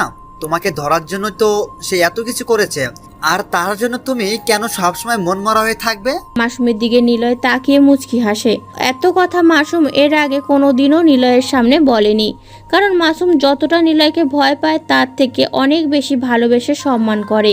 এর কারণেই নিলয়ের সামনে মাসুম নয়, রাফাত ও সিয়ামও কোনো কথা বলতো না, খুব দরকার ছাড়া। নিলয় বলে, তুই বুঝবি না রে, বাদ দে। তোর হাতে পত্রিকা কেন? চাকরি পেলি নাকি? দূর, কি যে বলো না, রাফিয়ানদের আবার চাকরি? অবশ্য তোমার ভয় দেখিয়ে যে কোনো জায়গায় চাকরি পাওয়াটা জাস্ট 2 মিনিটের ব্যাপার। আর যদি আশিফের লোকজন জানে আমি তোমার ভাই, তাহলে ওর চেয়ারে ছেড়ে দিয়ে বসতে দেবে। এত কথা বলিস কেন? যা বললাম তার উত্তর দে। ও হ্যাঁ ভাইয়া, দেখো। মাসুম নিলয়ের দিকে পত্রিকাটা বাড়িয়ে দেয়। সেখানে বাংলাদেশের প্রতিদিন পত্রিকাতে বড় বড় করে লেখা, উঠতি নেতা অপমৃত্যু। নিলয় পত্রিকাতে ছাপানো ছবিটার দিকে হাঁ হয়ে তাকিয়ে থাকে। ছবিটা আরিফের, কিন্তু নিলয় সবচাইতে অবাক হয় আরিফের লাশের পাশে মাটিতে একটি চিহ্ন দেখে। সেটা স্পষ্ট না হলেও নিলয় চিহ্নটি বেশ ভালো করেই চিনে ফেলেছে, কারণ মাটিতে আঁকা চিত্রটি নিলয়ের পরা মাস্কের ছবি। নিলয় খানিকটা অবাক চোখে তাকিয়ে থাকে সেই দিকে। কি বলবে সে খুঁজে পাচ্ছে না। কেবল একটাই প্রশ্ন ওর মনে এসে বাসা বাঁধছে, রাকিবকে ছাড়া নিলয় আর কোনো ক্রাইমে জড়ায়নি। তাহলে কে হতে পারে যে কিনা ঠিক নিলয়ের মতো এমন করে খুন করেছে? নাফিস, তারপর আরিফ। আসল কথা হলো নিলয়ের সাথে যাদের ঝামেলা বাঁধছে তাদেরকেই খুন করা হচ্ছে। কিন্তু কে সে? কে হবে? নিলয় প্রশ্নগুলো বিড়বিড় করে করতে লাগলো নিজের কাছেই। ঠিক এই সময় ফোনটা বেজে ওঠে নিলয়ের। পকেট থেকে বের করে দেখে রফিক ভাইয়ার নাম্বার। তাড়াতাড়ি রিসিভ করে বলে, নিলয়, কেন করছো এসব? আরিফকে মারা তোমার উচিত হয়নি, ও আমারই লোক ছিল। ভাই, ওকে আমি মারিনি। কি বলছো এসব? তাহলে কে মারছে? জানি না ভাই। আচ্ছা, সাবধানে থাকো। নিলয় ফোন কেটে দেয়। বসা থেকে উঠে দাঁড়ায়। মাসুমের দিকে তাকিয়ে নিলয় বলে, আমাদের মধ্যে কেউ এটা করেছে। না ভাইয়া, খোঁজ নিয়েছি, এটা সে নতুন রাফিয়ানের কাজ হবে। কিন্তু আমি ছাড়া এমন কি আছে? এত সাহস কোথা থেকে পাচ্ছে? ভালো লাগছে না ভাইয়া, ছিল নীলাদ্রিরই রহস্য হয়ে গেল আরেকজন কেউ। কি থেকে যে কি হচ্ছে। আচ্ছা, আমি দেখছি। ভার্সিটিতে যেতে হবে। কেন? নীলাদ্রিকে তো আমরা জানি, তাহলে চলো তুলে আনি। না, এইমাত্র ওই আছে, আমাকে নেহার কাছে পৌঁছে দেবে। তোরা খোঁজ নে কে এই নতুন রাফিয়ান, আর আমি খোঁজ নেই নেহাকে। ও সেদিন কেন নীলাদ্রির প্রমাণগুলো দেয়নি? নেহা কে সেটা? নিলয় কাঁধে ব্যাগ ঝুলিয়ে ভার্সিটিতে প্রবেশ করে। কিছু দূর আসার পর নিলয় শুনতে পায় কেউ তাকে ডাকছে। ওই মিস্টার আবির। নিলয় সেই দিকে ঘুরে তাকায়, দেখে নিশি তাকে ইশারা করে ডাকছে। নিলয় ধীর পায়ে এগিয়ে যায়, মাথাটা নিচু করে দাঁড়ায় নিশির সামনে। কেমন আছো আবির? ভালো। গুড। আমাকে যে টিচ করতো সে মারা গেছে, জানো এটা? না তো, তোমার ভাইয়া হয়তো এমন করেছে। কি আর করবে উনি? ঠিকই করেছে। কেউ কি কখনো তার বোনের অসম্মান সহ্য করতে পারে? আরে গাধা, আমার ভাইয়া না, এটাকে মেরেছে একজন, কিন্তু কে মেরেছে আমি জানি। মানে? নিলয় কিছুটা অবাক হয়, কারণ নীলাদ্রি সব জানে। তাহলে কে মারতে পারে? নিলয় নিশির দিকে তাকিয়ে বলে, কে? দাঁড়াও দেখাচ্ছি। তারা কি বলো, আমাকে কি তোমার বন্ধু বানাবে? তুমি কেন আমার বন্ধু হবে? জানি না, তবে তুমি খুব ইনোসেন্ট, তোমাকে সব বলা যায়। ও ওয়েট। নিলয় মনে মনে হাসে। ঠিক এমন সুযোগ খুঁজছিল নিলয়, যাতে নীলাদ্রি খুব কাছে যেতে পারে, কিন্তু সে নিজেই নিলয়কে কাছে ডেকে নিচ্ছে। নিলয় বিড়বিড় করে বলে, কে বলেছিল নীলাদ্রি চালাক? একদমই বোকা। খেলা তো এবার শুরু হবে। নিশি পকেট থেকে ফোন বের করে, তারপর কিছুক্ষণ ফোন টেপার পর নিলয়ের দিকে তাকিয়ে বলে, আচ্ছা, তুমি নিলয়কে চেনো? নিশির মুখে প্রশ্নটা শুনে নিলয় কেসে দেয়। নিলয় ঠিক বোকার মতো চেয়ে আছে নিশির দিকে। নিশি নিলয়ের দিকে তাকিয়ে হেসে বলে, ও, তুমি কি করে জানবে? তুমি তো নতুন এসেছো। নিলয় হলো এই শহরের টপ মাস্তান। কত পুলিশ বাহিনী ওর পিছনে পড়ে আছে, কিন্তু ওকে কেউ ধরতে পারছে না। কেন? আরে পাগল, নিলয় প্রতিটা কাজ করে অনেক ভেবে চিনতে, আসে কোনো প্রমাণ রাখে না। আচ্ছা চলো হাঁটি। নিশির নামধারী মেয়েটি আবির নামধারী নিলয়কে নিয়ে হাঁটতে থাকে। নিলয় বেশ লুকিয়ে আছে অন্যের মুখ থেকে নিজের ব্যাপারে কথাগুলো জানতে। ফুচকা খাবে? নীলাদ্রির কথা শুনে নিলয় কেমন কেসে ওঠে। ফুচকা শব্দটা শুনে নিলয়ের নেহার কথা মনে পড়ে যায়। নেহার সাথে একদিন ফুচকা খেতে বের হয়েছিল নিলয়। সেদিন ফুচকা খেতে চেয়েছিল নেহা নিজেই, কিন্তু দোকানে যেয়ে নিলয় একাই 5 প্লেট ফুচকা খেয়ে ফেলে। নেহা হাবার মতো তাকিয়ে থাকে শুধু নিলয়ের দিকে। নিলয় একবার নেহার দিকে তাকিয়ে কেবল জিজ্ঞাসা করেছিল, কি হলো, খাচ্ছ না কেন? মুচকি হেসে বলে নিলয় খাবারের দিকে তাকিয়ে থাকে। এই কি হলো, চুপ কেন? নীলাদ্রির কথায় নিলয় বাস্তবে ফিরে। সামনে তাকিয়ে দেখে কখন সে যে ফুচকার দোকানে চলে এসেছে টেরই পায়নি। নীলাদ্রি ফুচকার অর্ডার দেয়, তারপর বলে, তোমাকে তখন না নিলয়ের কথা বলেছিলাম? এই দেখো, নিলয়ের সবকিছু আমার কাছে। নীলাদ্রি ফোন বের করে নিলয়ের হাতে দেয়। নিলয় চোখ বড় বড় করে ফোনের দিকে তাকিয়ে থাকে। নিলয়ের খুন করার সব কিছু এই ফোনে আছে। নিলয় বেশ খানিকটা ঘাবড়ে যায়, কথা যেন বের হতে চাইছে না। নীলাদ্রি বলে, এই হচ্ছে নিলয়। আমি চাইলেই ওকে এখনই সর্বোচ্চ শাস্তি দিতে পারি, কিন্তু কি? না থাক, এটা তোমাকে এখন বলবো না। এটা তো নিলয় আবারও খুন করেছে। আমাকে যে টিস করেছিল আরিফকে, সে মেরে দিয়েছে। কই না তো। মানে? না মানে কিছু না। নিলয় একটু হলেও বলে ফেলেছিল সব, কিন্তু সে থেমে যায়। নীলাদ্রির দিকে তাকিয়ে নিলয় বলে, আরিফকে তো নিলয়কে মারতে দেখলাম না। আচ্ছা দাঁড়াও। নীলাদ্রি আর একটা ফুটেজ নিলয়কে দেখায়। সেখানে নিলয় স্পষ্ট দেখতে পায় নিলয়ের মতো কেউ একজন কালো পোশাক পরে মুখে মাস্ক পরে খুনটা করছে। নিলয় কিছু সময় বোবার মুখে তাকিয়ে থাকে ফোনের দিকে, কারণ এটা নিলয় না তা সে নিজেও ভালো করে জানে। কিন্তু কে সে যে কিনা হুবহু নিলয়ের মতো করে এসব করে বেড়াচ্ছে? তাহলে দেখছো সে আবার খুন করেছে, হুম।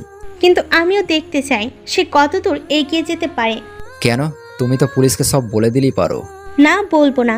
আমি চাই সে নিজের এসব পথ ছেড়ে দিক। কিন্তু কেন? কারণটা তোমাকে এখন বলা যাবে না। আরেকটা কথা, তোমাকে দেখতে মাঝে মাঝে একদম নিলয়ের মতো লাগে। তুমি আর নিলয়ের মধ্যে পার্থক্য কি জানো? ও ভয়ঙ্কর আর তুমি ইনোসেন্ট দেখতে। ও। নিলয় চলে আসে। নিলয় এখন কি করবে বুঝতে পারছে না। চারদিকে কেমন যেন সব অন্যরকম লাগতে শুরু করেছে। সব কিছু থাকতো কেমন যেন শূন্য, কেবল নেই। আচ্ছা, নেহা কি আমাকে সত্যি ভালোবাসে? আমি কি তাকে দোষারোপ করব? চাইলে তো নেহাকে এক্ষুনি খুঁজে বের করতে পারবো, কিন্তু কেন করছি না তাকে খোঁজার চেষ্টা? আমার মনে নেহার প্রতি ভালোবাসার না অভিমান জমে আছে বুঝতে পারছি না, বাট মাঝে মাঝে নেহার শূন্যতা আমাকে বেশ ভাবায়। নিলয় কথাগুলো বলতে বলতে হাঁটতে থাকে। রাস্তার বাম পাশ দিয়ে হাঁটতে হাঁটতে হঠাৎই নিলয়ের ডান পাশে কারো প্রতিচ্ছবি দেখতে পায়, আর সেটা যে নেহা নিলয় তা বেশ ভালো করেই জানে। নিলয় দেখে নেহা রাস্তার বিপরীত পাশে দাঁড়িয়ে নিলয়ের দিকে তাকিয়ে আছে। নিলয় যখনই তাকায় তখনই নেহা সেখান থেকে হেঁটে যেতে থাকে। নিলয় কয়েকবার ইশারা করেনি। গাড়ি চলমান রাস্তা পার হতে নিলয়ের বেশ খানিকটা সময় লেগে যায়। যখন বিপরীত পাশে আসে নেহাকে সে আর খুঁজে পায় না। নিলয় হতাশ হয়, বারবার চারপাশে চোখ বুলিয়ে নেয়, কিন্তু নেহাকে সে কোথাও খুঁজে পায় না। আর নেহা সে আড়ালে দাঁড়িয়ে নিলয়ের দিকে তাকিয়ে আছে। মনে মনে নেহা বলে, এখনো সময় হয়নি নিলয় তোমার সামনে আসার। যেদিন তুমি মন থেকে আমাকে খুঁজবে আমি সেই দিনই তোমার সামনে আসবো। আবির, তোমাকে একটা কথা বলি। নিলয় নীলাদ্রির দিকে তাকায়। নীলাদ্রি আবিরের দিকে তাকিয়ে চোখ সরিয়ে নেয়। নিলয় জানে না নীলাদ্রি তাকে কি বলবে। নিলয় উত্তরের জন্য অপেক্ষা করে আছে। আবির একজনকে ভালোবাসে। নিলয় মুচকি হাসে। আজ ভালোবাসা দিবস, চারপাশে যেন কেবল নতুনভাবে সেজেছে। কারণটা অবাক করা। ভালোবাসা দিবস ও বসন্ত একসাথে। নিলয় আর নীলাদ্রি পার্কে বসে আছে। নিলয় বলে, তা কে সে? আগে প্রমিস করো কাউকে বলবে না। না। নিলয়কে। মানে? রাফিয়ান নিলয়কে। কি? অবাক হচ্ছ? অবাক হওয়ার কথা।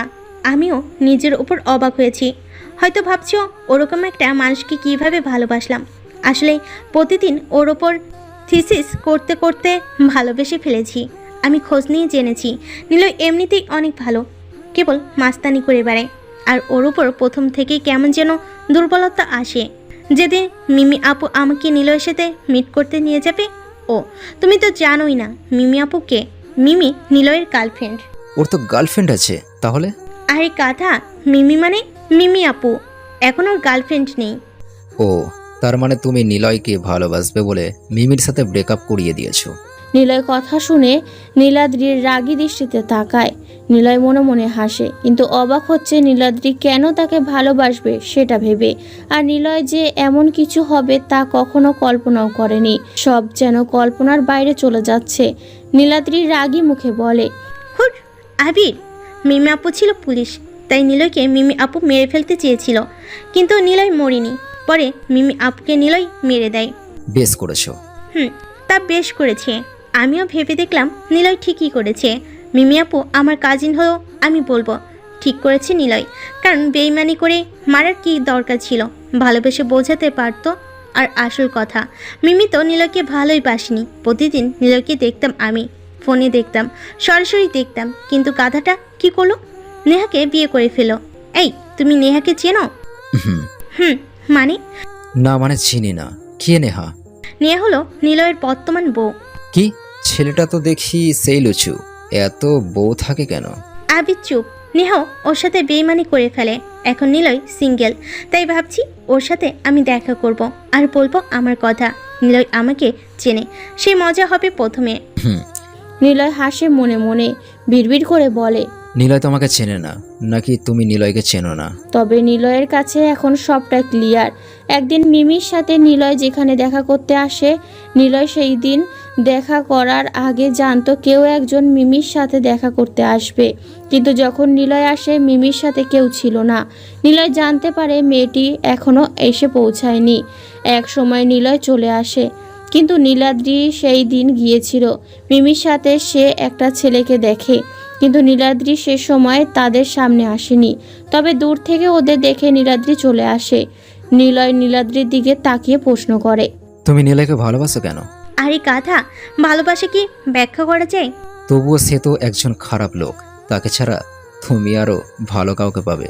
আসলে কি জানো আবির, নিলয়কে ভালোবাসি, ওর ভালো দিক খারাপ দিক সব কিছুকে।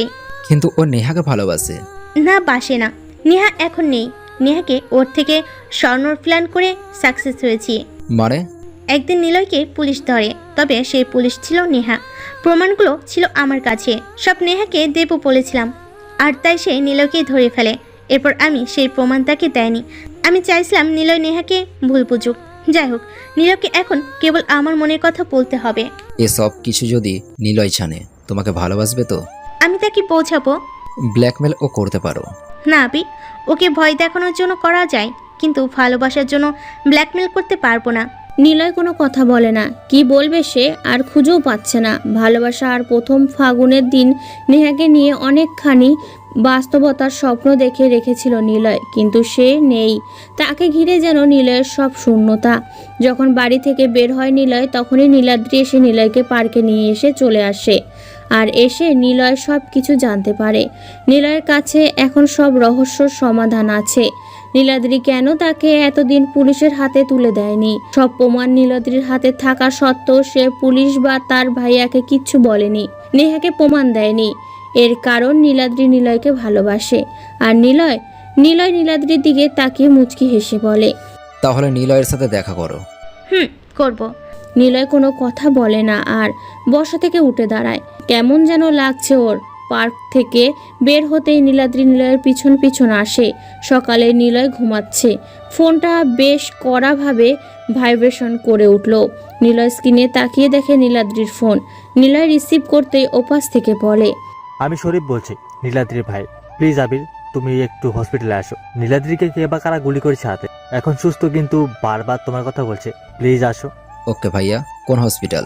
আচ্ছা। নিলয় রুম থেকে বের হয়। মাসুম, রাফাত আর সিয়ামকে ডাক দেয়। সবাই এসে হাজির। নিলয়ের মুখে চিন্তার ছাপ বেশ স্পষ্ট। মাসুম প্রশ্ন করে, কি হয়েছে ভাইয়া? মনে হচ্ছে একটা রহস্য উদ্ঘাটন করতে পেরেছি। কি সেটা? নাফিজ আর আরিফকে যে খুন করেছে তার রহস্য। মানে সে কে আমি জেনে গিয়েছি। মানে কে কিভাবে জানলে? সেটা আপাতত এখন প্রকাশ করছি না, তবে শিওর হয়ে নিই তারপর বলবো। তবে এটা জেনেছি নীলাদ্রির কাছ থেকে, সে কেন সেদিন নীলাদ্রির ভিডিওগুলো নেহাকে কেন দেয়নি। কেন? কারণটা হলো নীলাদ্রি আমাকে ভালোবাসে। কি কি বলো? আচ্ছা থাক, আমি একটু আসছি। কোথায় যাচ্ছ? হসপিটালে। কেন? নীলাদ্রিকে দেখতে। তোরা থাক, সবটা এসেই বলবো। নিলয় বাড়ি থেকে বের হয় নতুন গেটআপে। নতুন জায়গা, নতুনভাবে সে সবার সামনে এমন পরিচিত। চোখে মোটা ফ্রেমের চশমা পরা, কাঁধে ব্যাগ ঝুলিয়ে নিলয় হসপিটালের উদ্দেশ্যে বের হয়। একসময় পৌঁছে যায় নিলয়। হসপিটালের চারপাশটা পুলিশে ছড়িয়ে ছিটিয়ে আছে।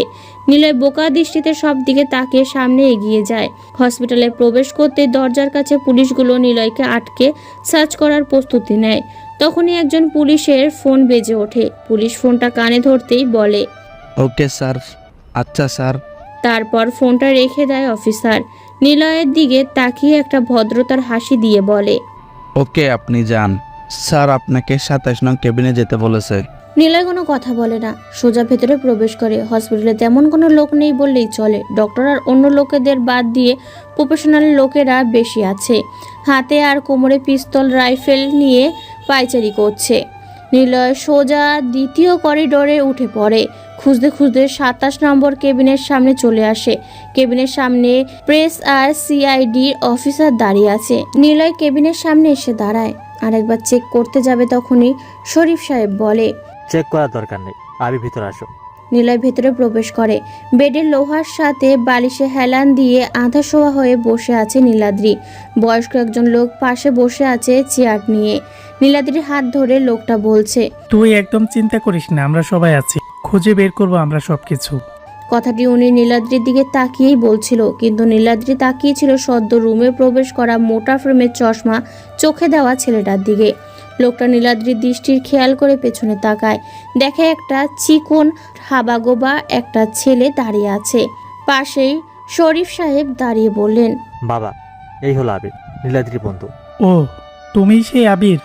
আর বলো না, গুলি লাগার পর থেকে যখন জ্ঞান ফিরে তখন থেকে এই খালি আবির আবির করছে। তুমি আসছো, ভালো হয়েছে।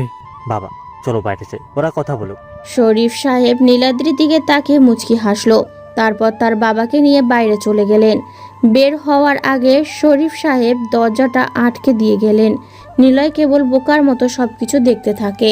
দাঁড়িয়ে কি থাকবে, বসবে না? ও হুম। নিলয় সেই চেয়ারটা টেনে বসে পড়ে। নীলাদ্রি নিলয়ের দিকে তাকিয়ে মুচকি একটা হাসি দেয়। নিলয়ও তার প্রতি উত্তরে হেসে দেয়। নিলয় কিছু বলতে যাবে তার আগেই নীলাদ্রি বলে, আমাকে নিলয় গুলি করেছে। মানে? না মানে নিলয়ের মতোই একজন। নিলয় সেই ড্রেস আপ, কালো মাস্ক। কেবল নিলয়ের মনে একটু মায়া থাকে, আর এই খুনিটার মনে কোনো মায়া নেই। আসলে দুটো কথা বলো, কিছু বোঝার আগেই গুলি চালালো। ভাগ্যিস সরে গিয়েছিলাম, তাই হয়তো হাতে এসে লাগে, আর সাথে সাথেই ভাইয়া চলে আসে। সে পালায় আর আমি হসপিটালে। নিলয় বেশ অবাক হয়। এরকম অবস্থাতে কেউ হাসতে পারে নিলয়ের জানা ছিল না। নিলয় কেবল কিছুটা বিরক্ত দৃষ্টিতে তাকিয়ে নীলাদ্রিকে বলে, কি কথা বলেছিল? আর কে সে? কি বলেছিল শুনতে চাও? হুম বলবো? হুম, বলো। বলেছিল নিলয় শুধু আমার, আমি যেন ওর থেকে দূরে থাকি সবসময়। নিলয় চুপ হয়ে যায়। মনে মনে নিলয় যেই সন্দেহটা করছিল ঠিক সেইটাই হয়েছে, যা ভাবছিল তাই হয়েছে। খুনিটা নিলয়কে চেনে, নিলয় তা আগেই আন্দাজ করেছিল, এবং খুনিটা যে কে নিলয় আজ সকালে ঘুম থেকে উঠে আন্দাজ করেছিল। তবে নীলাদ্রির থেকে শুনে নিলয় বেশ ভালোভাবেই শিওর হয়ে নিয়েছে আসল খুনিটা কে। নিলয় আবারও কিছু বলতে যাবে, তখন নীলাদ্রি আধা শোয়া থেকে একদম সোজা হয়ে বসে পড়ে। তারপর বলে, কাছের দিকে সরে আসো। হুম। আমি জ্ঞান ফেরার পর একটা কথা বারবার ভেবেছি, আমি কিভাবে নিলয়ের থেকে দূরে থাকবো। কারণ আমি তো নিলয়কে এখনো কিছু বলিনি এই ব্যাপারে। ঠিক তখনই মাথায় আসে, আমি তো প্রায় সারাক্ষণ তোমার সাথেই থাকি, তাই না আবির? মানে নিলয় সাহেব। নিলয় বসা থেকে উঠে দাঁড়ায়, চোখ দুটো বড় করে নিলয় নীলাদ্রির দিকে তাকায়। নিলয়ের মুখের ভাব দেখে নীলাদ্রি হেসে ওঠে জোরে। নিলয় কি বলবে বা করবে খুঁজে পাচ্ছে না। নীলাদ্রি তাকে চিনে ফেলেছে, তাহলে কি সে এখানে থেকে পালাবে? না, সেটা সম্ভব না। হয়তো নীলাদ্রি বলে রেখেছে আমি আসল কালপিট। নীলাদ্রি মুচকি হেসে বলে, বসো নিলয়, আমি তোমাকে আজকে দিনের আগেও চিনতে পারিনি, যদি না ও আমাকে মারার চেষ্টা না করতো। কি পোকা, আমি তোমাকে খুঁজে পেয়েছি, অথচ তুমি আমার সাথে সবটা সময় থাকতে। অথচ আব্বু বলে আমি নাকি অনেক বুদ্ধিমতী। নিলয় কোনো কথা বলে না, কেবল কেমন যেন বেশ গম্ভীর ইতস্ত বোধ নিলয়কে আটকে ধরেছে। নিলয় এমন অবস্থায় পড়বে ভাবতেও পারেনি। নীলাদ্রির দিকে তাকায় নিলয়। নীলাদ্রি হেসে দিয়ে বলে, ভয় পাচ্ছ? ভয় পাওয়ার কিছুই নেই। তোমার বিরুদ্ধে না কোনো প্রমাণ আছে, না কোনো সাক্ষী আছে। নিলয় অবাক হয়ে তাকায়। নীলাদ্রি নামের মেয়েটা আসলে রহস্যময়ী। নিলয় তাই এখন বেশ বুঝতে পেরেছে, কিন্তু নিলয়ের ঠিক প্রত্যক্ষ রূপ যেন সবকিছু একদম শান্তভাবে বলে চলেছে। নিলয় সবকিছু বলছে তার আগে নীলাদ্রি বলে, মিস্টার রাফিয়ান, তুমি লাইফে যতটা না মানুষকে অবাক করছো, তার থেকেও মানুষগুলো তোমাকে বেশি অবাক করেছে। তার মধ্যে আমিও পড়ি, তাই না? মিমি আপু তোমাকে অবাক করেছিল, আফরিন অবাক করেছিল, রাকিব ভাই অবাক করেছিল, আর বড় অবাক করেছিল নেহা, তাই না? নাকি আমি তোমাকে অবাক করেছি? কোনটা? নিলয় কিছু বলে না, মাথাটা নিচু করে নেয়। শান্ত মস্তিষ্কের মানুষটা কেমন যেন চুপসে বোকা হয়ে গেছে। অনেক কিছু বলতে চেয়েও আজ নিলয় বলতে পারছে না। সব কিছু যেন গুলিয়ে যাচ্ছে তার। নিলয়কে অবাক করে দিয়ে নীলাদ্রি বলে ওঠে, তোমার বিরুদ্ধে সব প্রমাণ আমি নষ্ট করে দিয়েছি অনেক আগেই। তাহলে কি দাঁড়ালো? তোমার বিরুদ্ধে না কোনো প্রমাণ, না কোনো সাক্ষী আছে। তোমার ব্যাপারে আমার ভাইয়া বা বাবা কেউ জানে না। তুমি তাদের কাছে আবিয়ে আছো। এখন বলো, তোমার কি বলার আছে? নিলয় নীলাদ্রির দিকে অব্যক্ত চাহনি দিয়ে তাকায়। নিলয়ের মনে এখন একটা প্রশ্নই এসে ভর করেছে। তবে কি রাফিয়ান আসলে নতুন কিছুতে পড়তে চলেছে? সাদা রঙের বাড়িটির দিকে একবার তাকায় নিলয়। পুরো ঘরটা সাদা আলোতে ভরে আছে। বড় ঘরটার চারপাশে নিলয় একবার চোখ বুলিয়ে নেয়। বেশ ভিআইপি রুম একটা, অবশ্য স্পেশাল রুগীদের জন্য রুমগুলো বানানো। রুমের প্রত্যেক দিকে কোণাতে একটি সিসি ক্যামেরা লাগানো। নিলয় সেখান থেকে চোখ সরিয়ে সামনে থাকা বিছানায় বসা নীলাদ্রির দিকে তাকায়। নীলাদ্রি নিলয়ের দিকে তাকিয়ে আছে। নিলয় বলে, সব প্রমাণ কেন নষ্ট করে দিয়েছো? বোকার মতো প্রশ্ন করো না নিলয়। হুম কারণটা তুমি ভালো করে জানো। হুম আর এটাও জানো তোমার জন্যই গুলি খেয়েছি। আমার জন্য? তা নয় তো কি? নিলয় জানে তাকে গুলিটা কে করেছে, কিন্তু এখানে নিলয়ের কোনো হাত নেই। নিলয় নিজেই অবাক হয়েছে এভাবে সে এমনটা করতে পারে। নীলাদ্রি বলে, তোমার জন্য নেহা আমাকে গুলি করে নিলয়, এটা তুমি জানো, কিন্তু বিশ্বাস করতে পারছো না, তাই তো? নিলয়ের বুকটা ধপ করে ওঠে। নেহা নামটা যেন নিলয়ের বুকের মাঝখানে এসে লাগে। মস্তিষ্ক যেন নেহাকে খোঁজার ইচ্ছায় মনের মাঝে এসে জাগিয়ে দিচ্ছে। নীলাদ্রি আবারও বলে ওঠে, নাফিস আরিফকে নেহা নিজেই মারে। প্রথমে ভেবেছিলাম এটা তুমি, পরে জেনেছি এটা তুমি নাও, অন্য কেউ। কারণ নীলের কখনো মেরে মাস্কের ছবি আঁকিয়ে যেত না, আরও খুন করার পর মাস্কের ছবি এঁকে যেত। এটাই পার্থক্য। কারণ সে তোমাকে মেসেজ দিতে চাইছিল বলে এমন করেছিল, আর সেটা কেবল নেহাই করতে পারে। কিন্তু আমি না, তোমার ব্যাপারে পুলিশকে কিছু বলবো না, পুলিশের হাতে তোমাকে তুলে দেব। কারণটা একদমই সোজা, আমি তোমাকে ভালোবাসি। নিলয় চুপ হয়ে বসে আছে। নিলয় যা ভেবেছিল একদমই তাই হলো। নেহাই সব কিছু করেছে। নেহাকে খুঁজে বের করতে হবে আমার। নিলয় মনে মনে কথাটা বলে, তারপর উঠে দাঁড়ায়। নীলাদ্রি বলে, চলে যাচ্ছ? আচ্ছা যাও, তবে নদীর পাড়ে যাবে না, নেহাকে প্রায় সহ ওখানে দেখা যায়। নিলয় কোনো কথা বলে না, কাঁধের ব্যাগটা তুলে নেয়। কেবিন থেকে বের হয়ে চোখ থেকে চশমাটা ছুঁড়ে ফেলে ফ্লোরে। তারপর পকেট থেকে ফোন বের করে মাসুম, সিয়াম আর রাফাতকে কল দেয় গাড়ি নিয়ে আসার জন্য। নিলয় ফোন পকেটে রাখতে যাবে, তখনই বেজে ওঠে সেটা। তাকিয়ে দেখে নীলাদ্রির কল। বলো। এখনই যাও, নেহা ওখানেই আছে। তবে এটা ভেবো না তোমাদেরকে আমি সাহায্য করছি। ভালোবাসা আর প্রিয় জিনিসকে কেউ কখনো ভাগ দিতে চায় না। তোমাকে ভালোবেসে আমি ঠিকই আমার করে নেব। নিলয়ের মাথাটা কেমন যেন চক্কর দিয়ে ওঠে। নীলাদ্রি নামের মেয়েটাকে নিলয় যতটা না বোকা ভেবেছিল, সে ঠিক বোকা না। নীলাদ্রি আসলেই অনেক চালাক। নিলয় রুম থেকে বের হয়ে নিলয় আর দাঁড়ায় না, সোজা বাইরে চলে আসে। হসপিটালের বাইরে বড় রাস্তায় নিলয়ের কালো রঙের গাড়িটা পার্ক করা। নিলয় বেশ জোরে হেঁটেই গাড়ির কাছে যায়। মাসুম, রাফাত আর সিয়াম গাড়ির সামনে দাঁড়িয়েছিল। নিলয় কাঁধের থেকে ব্যাগটা ছুঁড়ে ফেলে গাড়ির মধ্যে। তারপর ড্রাইভিং সিটে বসে ও। সবাই গাড়িতে উঠে বসে। নিলয় গাড়ি স্টার্ট দেয়। এক টানে চলে আসে খুবই পরিচিত নদীর কাছে। নদীর থেকে অনেকটা দূরে নিলয় গাড়ি থামায়। গাড়ি থেকে বের হয় ও। ভাইয়া কি হয়েছে? গাড়িতে থাকাকালীন কোনো কথা বলোনি? কি হয়েছে আমাদেরকে বলো। নিলয় কিছু বলে না, বেশ জোরে হেঁটে নদীর পাড়ে এসে দাঁড়ায়। পরিচিত আর প্রিয় সেই গাছটার নিচে তাকায়, কিন্তু কাউকে দেখতে পায় না ও। নিলয়ের চোখে মুখে উদ্বিগ্নের ভাব মাসুম, রাফাত আর সিয়াম বেশ ভালো করেই লক্ষ্য করেছে, কিন্তু কেউ কোনো কথা বলছে না। নিলয় আগে পিছে সবখানেই চোখ বুলিয়ে নিল, কিন্তু নিলয় কাউকেই দেখতে পেল না। নিলয় ধপ করে গাছের নিচে যেয়ে বসে পড়ে। নদীর শান্ত পানির দিকে তাকিয়ে কেবল নেহার কথাই ভেবে চলেছে। ভাইয়া ওইদিকে। মাসুমের কথা শুনে নিলয় প্রথমে মাসুমের দিকে তাকায়। মাসুম আঙুলে উঁচিয়ে নিলয়কে বলে সে দিকে তাকায়। নদীর পাড়ের কাশবনের দিকে মাসুমের আঙুলটা ইশারা। নিলয় সেই দিকে তাকায়। কেউ একজন চুলগুলো খোলা রেখে উল্টো দিকে ফিরে হাতে খরগোশ নিয়ে দাঁড়িয়ে আছে। নিলয় সেই দিকে তাকিয়ে দৌড়ে কাছে যায়। নিলয় কি বলবে খুঁজে পাচ্ছে না। মেয়েটি পেছনে ঘুরে তাকায়। নিলয়ের চোখ যেন বিশ্বাস করতে পারছে না সামনে কে দাঁড়িয়ে আছে। নিলয় চোখ বড় বড় করে অজান্তেই বলে উঠল, নেহা। সামনে দাঁড়িয়ে থাকা মেয়েটি গম্ভীর দৃষ্টিতে তাকিয়ে রইল কিছু সময় নিলয়ের দিকে।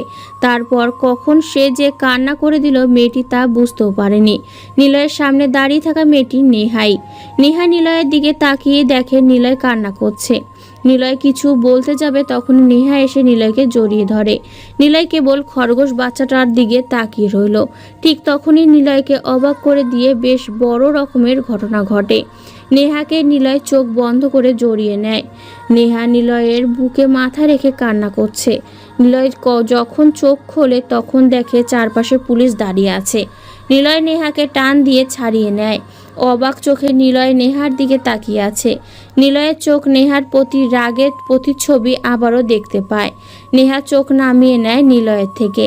নিলয় কিছু বলতে যাবে তখনই নিলয় শুনতে পায়, মজার খেলা রাফিয়ান, বুদ্ধিমানদের খেলা রাফিয়ান। মাইন্ড গেম একটা। এই খেলাতে যে যত বেশি মাইন্ড গেম খেলতে পারবে সেই জিতবে। আর আমি কখনো হারতে শিখিনি, তবে এই খেলাতে আমি প্রথম আসতে চাইনি। আমাকে ইনভলভ করেছো তোমরা নিজেরাই, আর এখন এই খেলাতে তোমাদের থেকেও বেশি এগিয়ে, তাই না রাফিয়ান? নিলয় ঘুরে তাকায়। নেহাও সেই দিকে তাকায়। দুজনের চোখ অবাক হয়ে সামনে দাঁড়িয়ে থাকা মানুষটির দিকে তাকিয়ে আছে। সামনে দাঁড়িয়ে থাকা মানুষটি নীলাদ্রি, আর সেই পুলিশ এনে এমন করেছে। নিলয় প্রথমে ভেবেছিল নেহা আবারও তার সাথে এমন করেছে, কিন্তু এখন মনে হচ্ছে নেহা নয়, সবটা নীলাদ্রির প্ল্যান ছিল। নীলাদ্রি বেশ জোরে হেসে ওঠে। নিলয়ের দিকে তাকিয়ে মুচকি হাসি দিয়ে ধীর পায়ে এগিয়ে আসে কাছে। নিলয়ের চারদিকে একবার ঘুরতে ঘুরতে বলে, তুমি জীবনে অনেক অবাক হয়েছো, তাই না? আসলে তোমার মাস্তানির থেকে অবাক হওয়ার বিষয়টা অনেক বেশি। চারপাশে দেখো, পুলিশ পিস্তল তাক করে দাঁড়িয়ে আছে।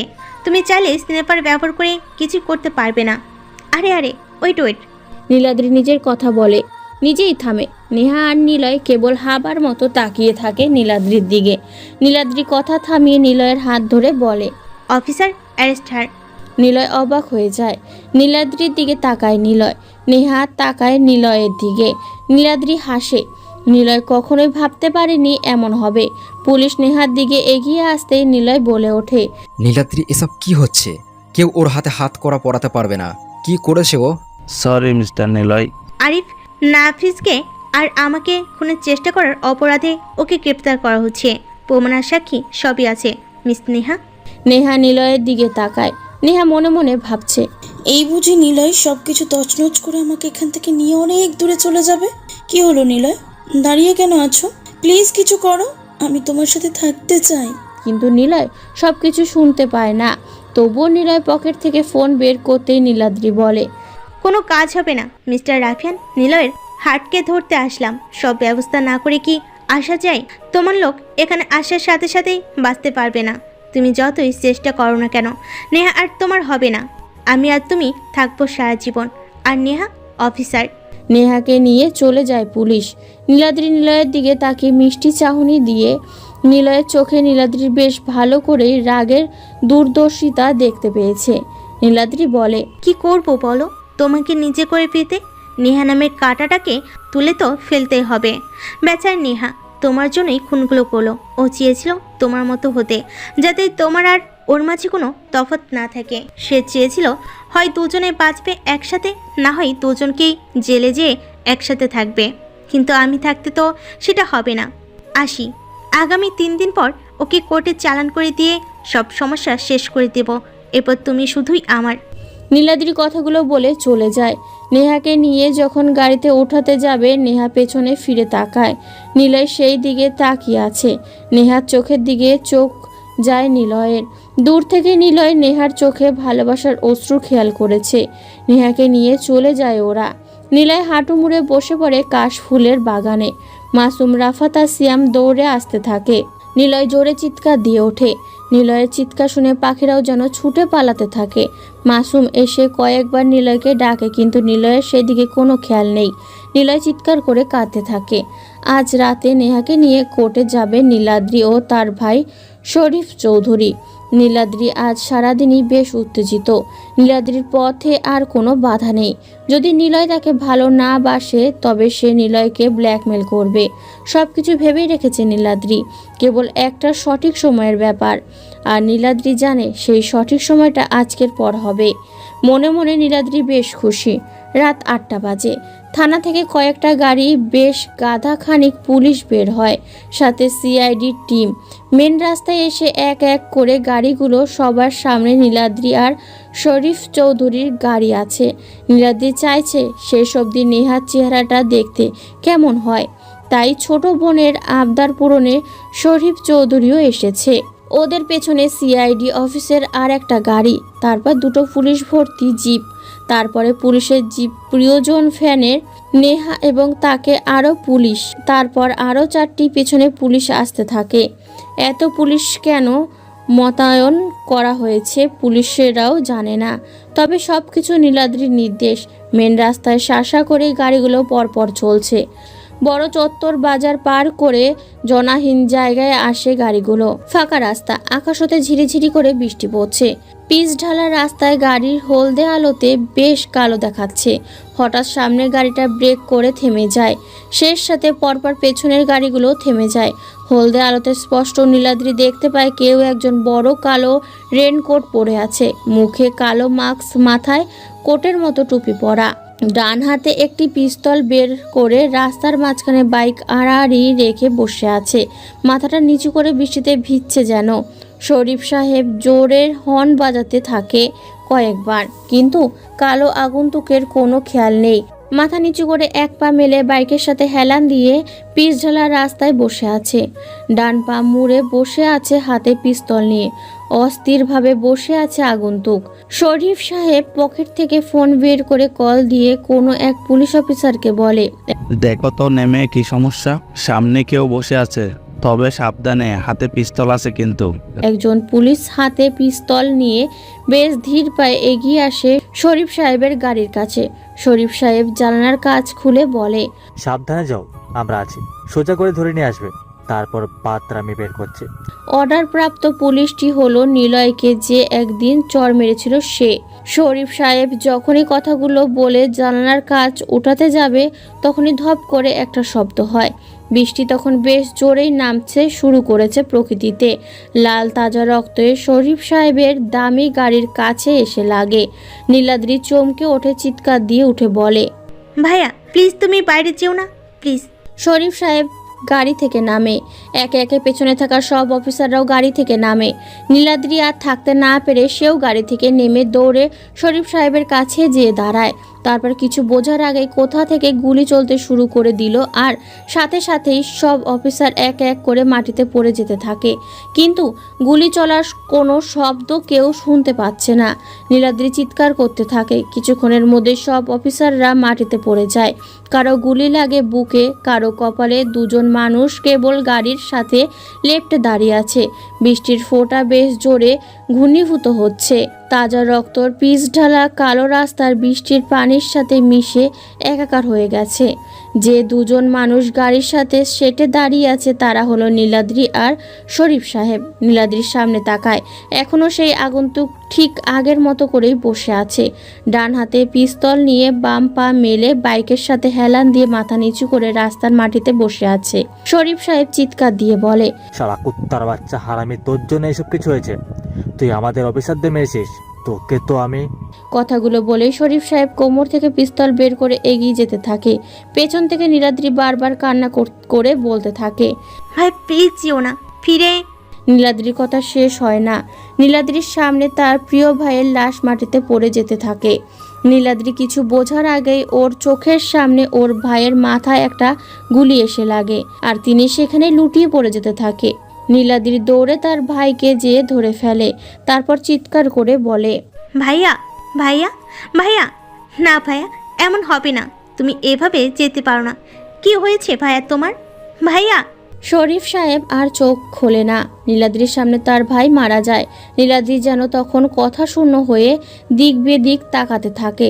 চোখের সামনে ভাইয়ের পড়ে থাকা লাশ আর পিস্তল দেখতে পায় ও। পিস্তলটি নীলাদ্রি হাতে নেয়, তারপর জোরে হেঁটে যেতে থাকে সামনে আর বলে ওঠে, আমি জানি তুই নিলয় এমনটা করবি, আমি ভাবতেই পারিনি তোকে আজ আমি নিজ হাতেই মারবো। কথাগুলো বলেই পিস্তলের ট্রিগারে চাপতে যাবে, তখনই কেউ একজন পেছন থেকে গুলি করে, আর গুলিটা এসে সোজা লাগে নীলাদ্রির বাম পাশে। নীলাদ্রি পড়ে যায়। মাথা ঘুরিয়ে তাকায় পেছনে, দেখে নেহা পিস্তল হাতে দাঁড়িয়ে আছে কিছুটা দূরেই, আর ওর পেছনে মাসুম, রাফাত আর সিয়াম। শেষ সাথে আরও কয়েকজন। নীলাদ্রির সামনে তাকায়, আগন্তুকটি মাথা তোলে, মুখ থেকে মাস্কটা খুলে ফেলে। নীলাদ্রি তাকিয়ে আছে সেই দিকেই। নিলয়ের ইনোসেন্ট মুখটা দেখে নীলাদ্রি কেমন যেন ভয় পায়। নিলয় বসা থেকে উঠে দাঁড়িয়ে গুটি গুটি পায়ে হেঁটে নীলাদ্রির দিকে এগিয়ে আসতে থাকে। নীলাদ্রি ভয়াত্মক দৃষ্টিতে তাকায়। নিলয় খুব কাছে এসে বলে, চেয়েছিলাম সবকিছু ছেড়ে দেব, রাফিয়ান জগৎ থেকে নিজেকে সম্পূর্ণভাবে বের করে নিয়ে ভিতরের নিলয়টাকে নতুনভাবে বাঁচিয়ে রাখবো, কিন্তু সেটা আর হয়নি। চাইলেও আমি তা পারছিলাম না। কোনো না কোনো সমস্যা আসছিলই, কিন্তু আজকের পর থেকে আর কোনো সমস্যা আসবে না। এই বৃষ্টি স্নাত রাতের পর থেকে শুরু হবে নতুন দিন, যেখানে সূর্য হবে নতুন সকালের অতিথি। নিলয় আর কিচ্ছু বলে না। একটা বুলেটের শব্দ বেশ জোরে শোনা যায়, তারপর সবকিছু নীরব নিস্তেজ হয়ে যায়। কেবল শোনা যেতে থাকে বৃষ্টির শব্দ। কয়েকটা গাড়ি যে যার মতো করে পথ খুঁজে নিয়ে চলে যায় তাদের গন্তব্যে, আর একটা বাইক চলতে থাকে নতুন শহরের উদ্দেশ্যে নতুনভাবে বাঁচতে। যার ড্রাইভার আছে নিলয় নামে রাফিয়ান, আর সেই রাফিয়ানকে বেশ শক্ত করে পেছন থেকে আঁকড়ে ধরে বসে আছে আরেকজন রাফিয়ান, যা ড্রাইভারের থাকা রিয়েল রাফিয়ানকে ছেড়ে যেতে পারবে না কখনোই। আর বড্ড ভালোবাসে যে তারা একে অন্যকে। তাই নতুনভাবে বাঁচার জন্য নতুন শহরের উদ্দেশ্যে রাফিয়ান জীবন ছেড়ে নতুন পরিচয়ে বাঁচার স্বাদ নিতে চলেছে দুজন। বৃষ্টি বিলাসী মুসাফির বেশে রাফিয়ান ভালোবাসা যেন এখানেই শুরু।